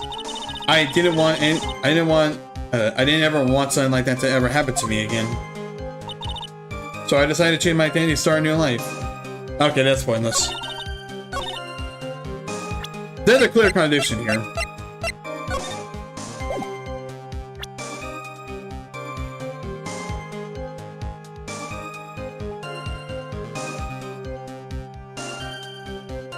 Wait a minute. I think. Wait, let me say it first.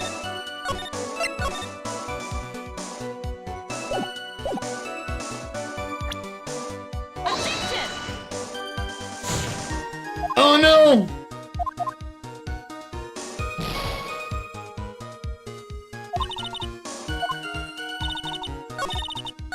Maybe I'm thinking too far. Maybe I'm thinking too far ahead. He's saying from behind. Was it this? Oh, it is that. Hold on. Okay, hold on. I was thinking too far ahead. My apologies. I was thinking too far ahead. Okay. So it's So what is this? Because she's saying throw from behind, but I'm like, behind? That's not possible. The bridge is broken. You saying that Mr. Flawless pushed you into the Eagle River? However, that's hard to believe. But it's true. I felt a push on my back. I'm certain of it. It was Mr. Flawless. Flick that hair. I'm sorry. I guess I wasn't clear enough. I should have said that. I should have said that's hard to believe. I should have said that's impossible. Impossible? I asked the court to recall the condition of Dusty Bridge, now and 5 years ago. That bridge hasn't changed one bit in the last 5 years. That's really bad. If someone had pushed you from behind as you have claimed, and instead of being carried away by the river, you would have been smashed by the bedrock below. A most certain death.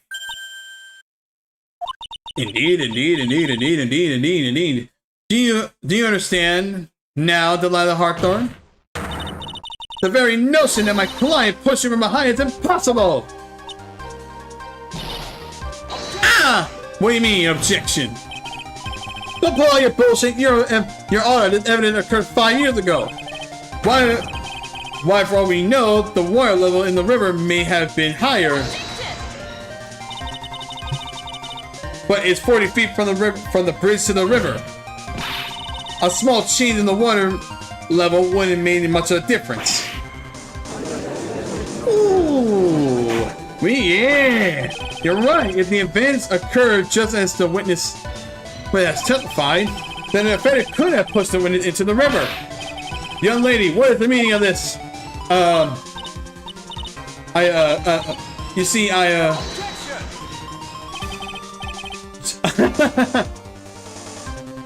just a moment, Your Honor. It's true that the witness testified that the defendant pushed her into the river. However, she never stated that she fell from the back of the bridge. Wait. However, she never stated that she fell from the back end of the bridge. What do you mean? After being shot in the arm, it's possible that Mr. Flawless panicked. Therefore, Therefore, he could have unwillingly pushed her off the side of the bridge. If that's true, she would have fallen into the river. Well, Miss Hawthorne, is Mr. Edgeworth's explanation correct?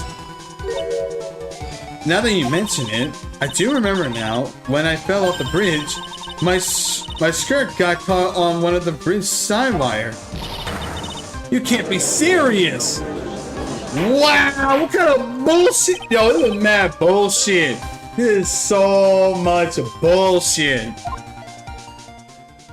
Bro, this is so much, but they're pulling so much out their ass for this. It seems Miss Faye's assault has finally reached its conclusion. No, we ain't stopping. I already know what we gotta do. We gotta hit her with that witness photo. Now, Maya, this is now time to retreat. Unfortunately for you, this is just the start of Miss Faye's assault.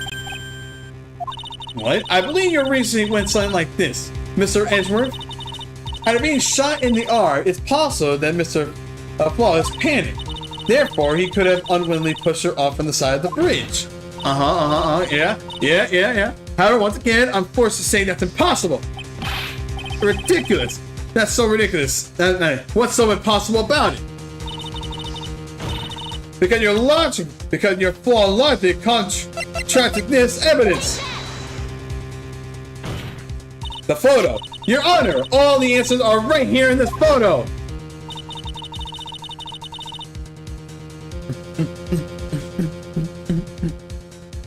Hey, I'm dancing on your evidence. I'm dancing on your contradictions, bitch.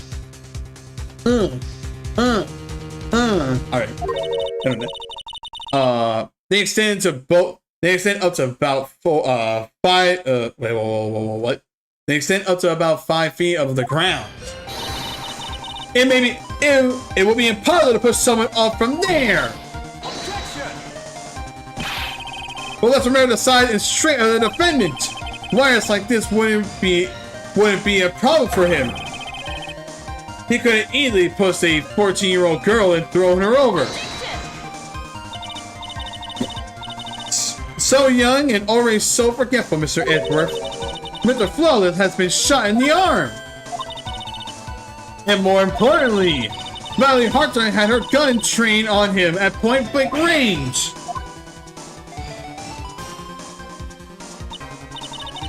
So Mr. Flawless throwing the witness off the bridge, that is clearly impossible. Yeah, like come on, like what? You forgetting about this dumb ass shit, you stupid ass fucking bitch. What is the meaning of this? Delilah Hawthorne, you jumped into the Eagle River intentionally. Yeah, right.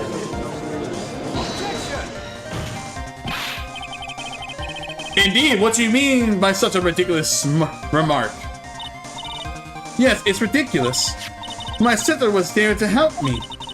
She had her gun in handcuffs. She could have saved me. Jumping into the raging river like that would have been that would have been suicide. Objection!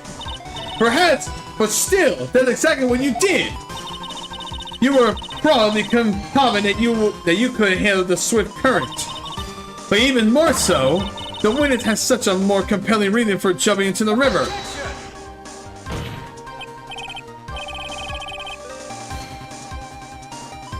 Oh, then what was so important? That she wanted to jump into the river. The witness is still alive. This fact alone explains everything. This is why she risks her life by jumping into her. None other than the diamond! 5 years ago, something else did appear along with Delilah that day. The item that Valley brought up the mountain with her, the $2 million diamond.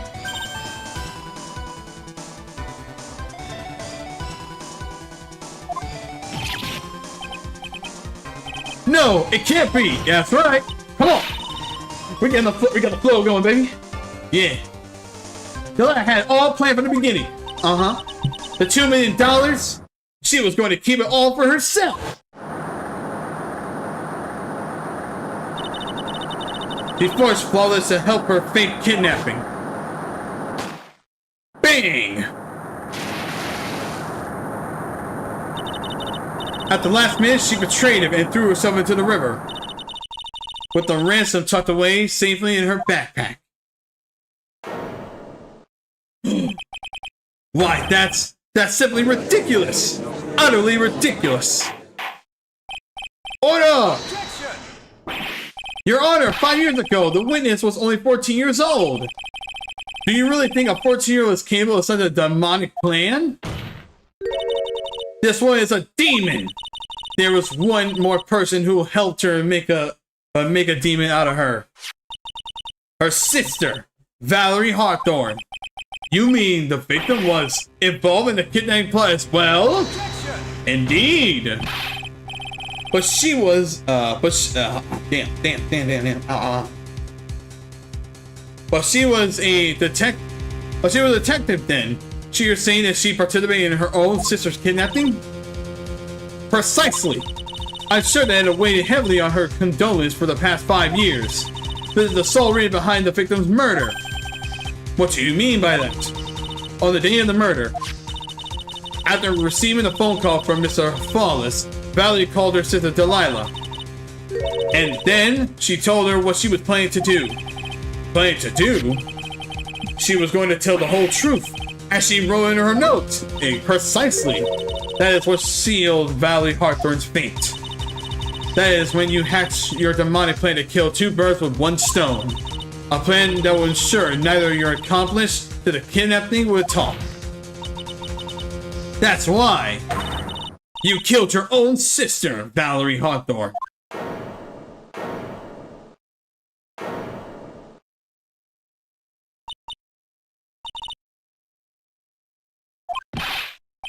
Who is that laughing at this time? Yep. Forgive me, it's just hilarious. Witness? Is that you? You amuse me, woman, Miss Maya Fey. You certainly can weave an exciting tale. Naturally. You have the evidence to back it up, don't you? Evidence? Evidence that I planned the kidnapping, of course. That at 14 I plotted with Mr. Flawless and my sister.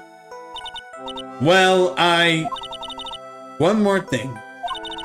What happened to the $2 million diamond?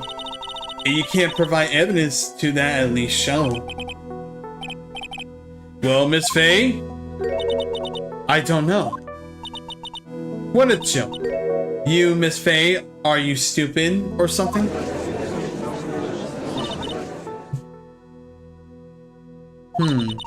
How can I prove a fake kidnapping that happened 5 years ago? I don't even have the single proof of Valerie Hawthorne's murder. Well, it seems that we come to an end. To be honest, the witness behavior does raise suspicion. However, I am forced to reject the assertion made by the defense. Of course you are. Is this it? Is this really over? That girl made a fool of me and there's nothing I can do about it. Huh. Without evidence, the trial is over. Who decided that? Mr. Armando. Come on, kitten. Have you figured out that you can make your own rules? For example, even if there's no evidence, there's still testimony. Testimony? On the day in question, Delilah Hawthorne murdered her sister, Valerie Hawthorne. She hid her body in the trunk of Mr. Hawthorne's stolen car and then went to meet with him. Disguised as her sister, Valerie Hawthorne. What do you think, right? Yes, that's right. In that case, there's only one answer right. There's one person left who can testify about Valerie Hawthorne's murder. Since there's no proof, there's only one thing left. Oh! We need to call in our own... There's only one person. Terry. Your Honor, the defense wishes to call a new witness. Oh, new witness? Yes, we would like to hear the testimony of Terry Flawless. The defendant? There's only one person that can shed any further light on the situation. Only one person that knows what Delilah's role in the kidnapping was. The one person that can say that whether the person in the photo is Valerie Hawthorne, or whether it was in fact her younger sister Delilah in disguise. There's only one person who can solve this riddle once and for all. And that person is Terry Flawless.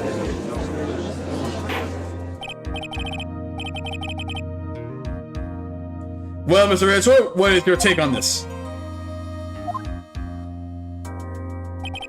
Why not? The prosecution has no objection. Very well. Bailiff, bring the defendant to the witness stand. Here we go. Here we go. This is my last chance, huh? My last chance to establish Delilah's guilt. You're all I have left.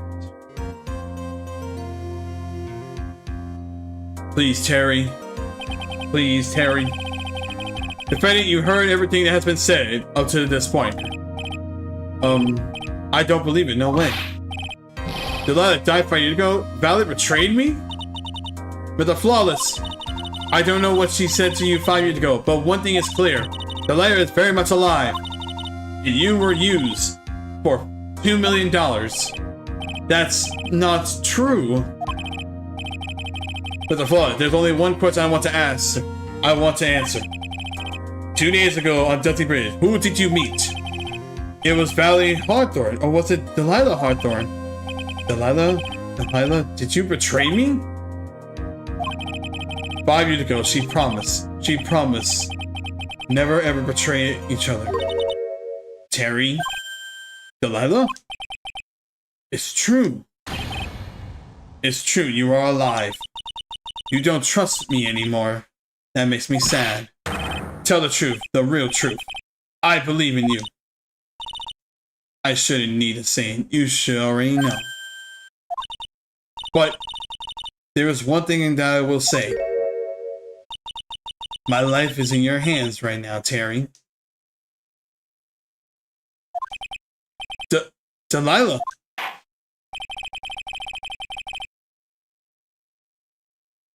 I will allow Mr. Flawless to testify once and only once. Well then, Mr. Flawless, yours will be the final testimony in this trial. Witness. I'm sorry. I apologize. Water. Please. Water. Can't talk. Need water. Oh, well, I guess I have to do my coffee instead. Otherwise, he'll match the way he's probably feeling right now. Darker, bitter than hell itself. Witness testimony. Who's Terry Flawless saw? That day, 4 p.m., I stopped the car. I was in front of the bridge. She wasn't there. So I waited on the bridge.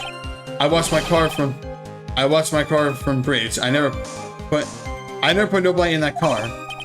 Finally, one woman came. She stood in front of me. She walked, then she left. That was Valerie, not my Delilah.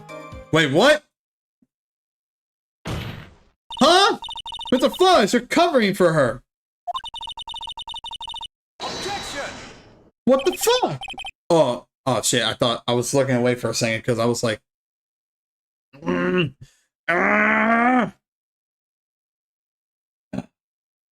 Why? This is just like Phoenix Wright. That's enough, Miss Faye. His last statement was a fitting way to end the final testimony of the trial. Well then, Miss Faye, please proceed with your cross-examination. Is this how you wanted it to end, Mr. Flawless? Another guilty verdict to go along with your death sentence? There's only one person who can stop it. It's you, kid. Think. Cross-examination. Who Terry Flawless saw.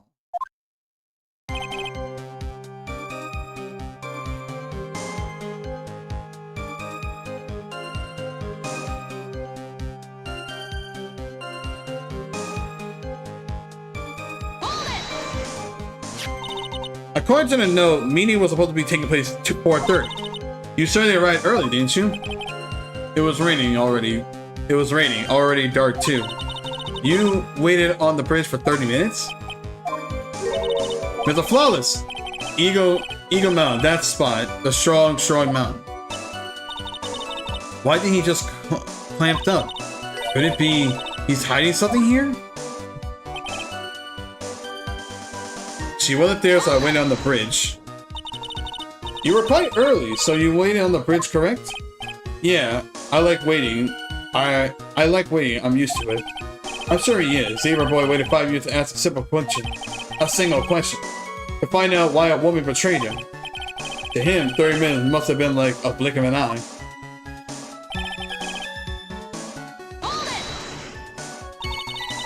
You were watching the car? That's right. That's right. Other side is broken. Nobody can come from there. So I was watching car. What else were you expecting him to do? That's what it is. The obvious thing to do. Something bothered me. I'm getting that feeling of contradiction. I wonder what the other side of the bridge is anyway. No one lives there. There's a small shrine up on the mountain, but that's it. Anyway, no one came. No one car.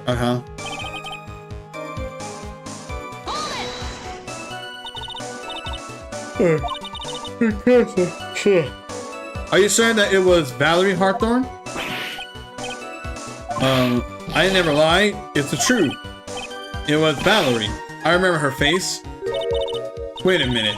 If you had remembered her face, then why did you make her wear a scarf as identification? Sorry. I told a little lie. But the woman I met, she was different from... But the woman I met, she was different from the woman standing here now. She was different. It was Valerie. We talked, then she left. What did you talk to her about anyway? But the Flawless. That is not true about the kidnapping 5 years ago. She said someone needed to take the blame for it. That was all I could think. That was all I could think to do, she said. That's why she lied. She got me the death penalty. And were you satisfied with the answer, witness? The lie that died, it was my fault. But I don't really remember. Maybe I did push her.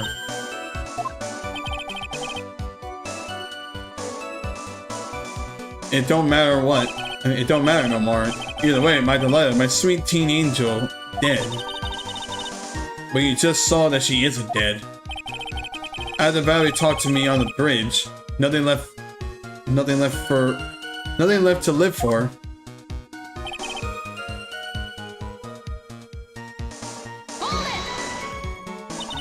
How can you be so sure? It was raining at the time. It was raining at the time.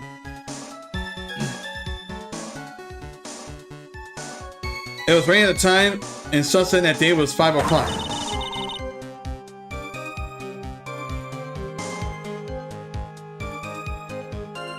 It would have already been pretty dark on the mountain. Wait a minute, Father. This is your last chance. You already taken the fall once for something you didn't do. That woman. It wasn't Delilah. Stop right there. What what more needs to be said? Even if it means the death penalty, even if it means taking the blame for murder, you still do whatever is necessary to protect her, won't you?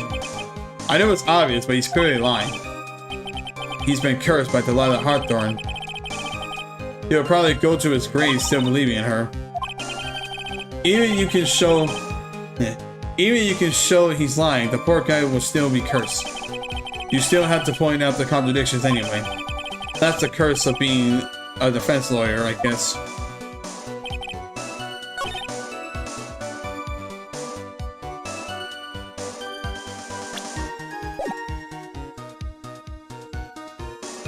Let me save.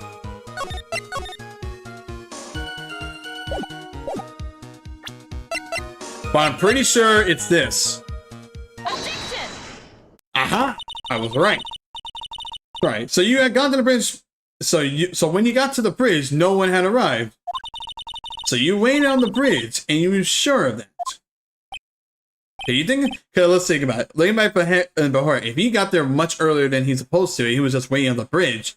Then that would mean that she, who took the photo, quote unquote, should have had more photos on that spot. Yeah, I'm sure. You're sure, huh? Well, then I'm sure too, Mr. Flawless. I'm sure that you're lying. Huh? What? What? Oh, I would love to hear your rationale on this one, Miss Faye. You want to know who arrived at the bridge first? Just look at this photo. It's perfectly clear. Obviously, the person that came first will be the one at the end of the bridge. But that's a victim at the end of the bridge. Like that here. Precisely my point. In other words, Mr. Flawless, you must have arrived at the bridge after she did.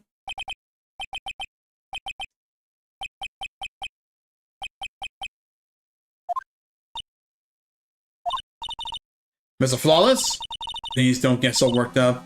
We just want the truth. I got there around 4 o'clock. It's true. I had somewhere to go. A special place. Did you go to this special place before you went to the bridge? Yeah. It's an old temple about 15 minutes from the bridge. 5 years ago, me and Delilah, we promised each other. We swore we wouldn't betray each other. She brought a memento to represent our love. A memento? 5 years ago, I hid it under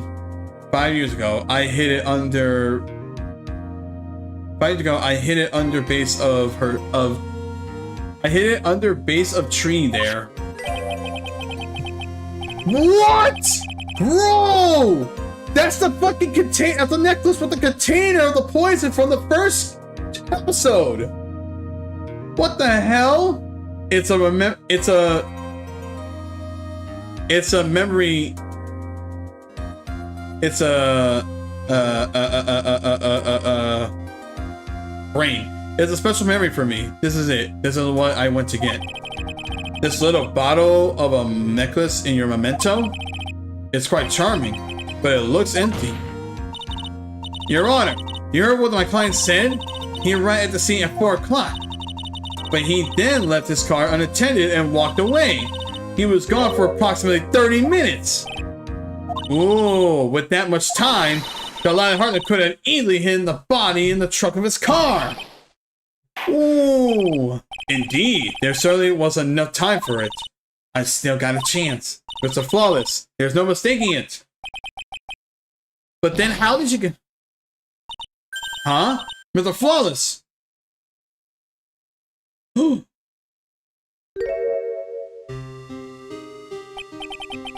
That's enough. Please. Witness?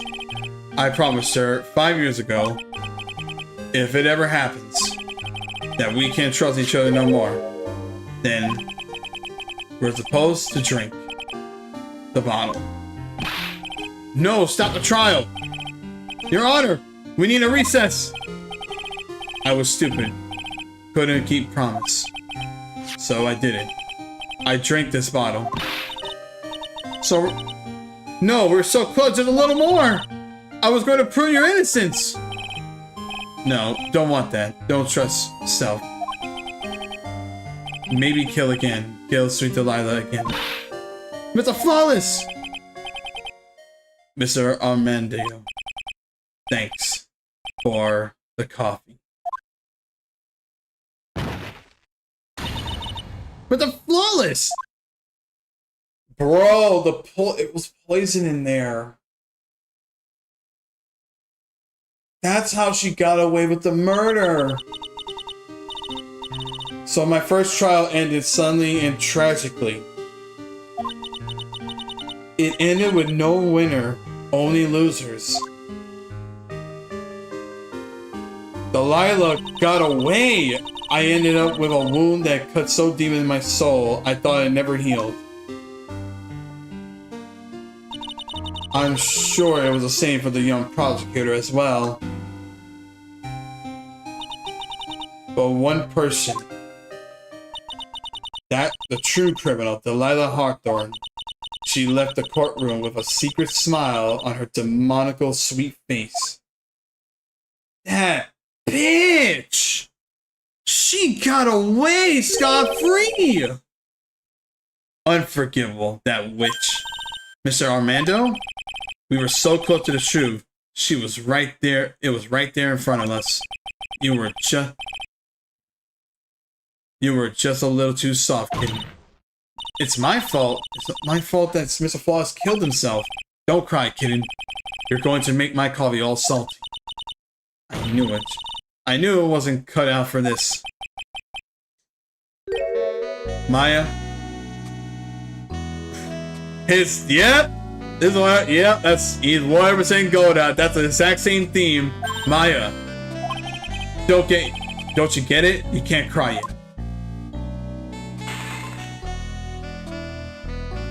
Damn, oh wow, he's mad. The only time a lawyer can cry is when it's all over. Mr. Armando? Yeah, he's really mad. No matter how tough the case is, no matter how bitter the memories are, they always fade over time.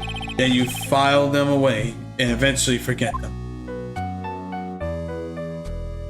Damn. 1 year later, in this very same courthouse, I myself got wrapped in that case. Indeed.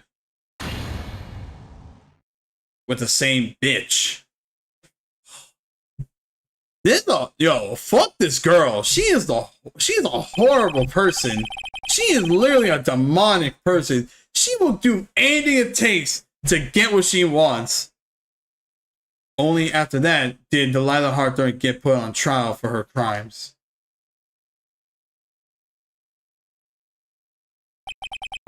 The verdict that was ultimately handed down to her was guilty, of course. Naturally, when the verdict was read, she had a perfect, angelic smile on her face.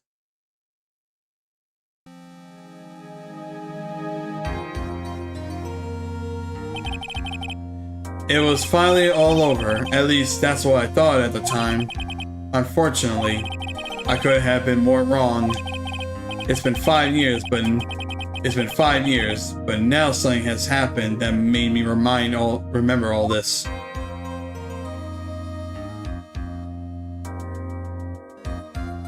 Episode 4, Turnabout Beginnings, the end. Wait, we're already done with episode 4?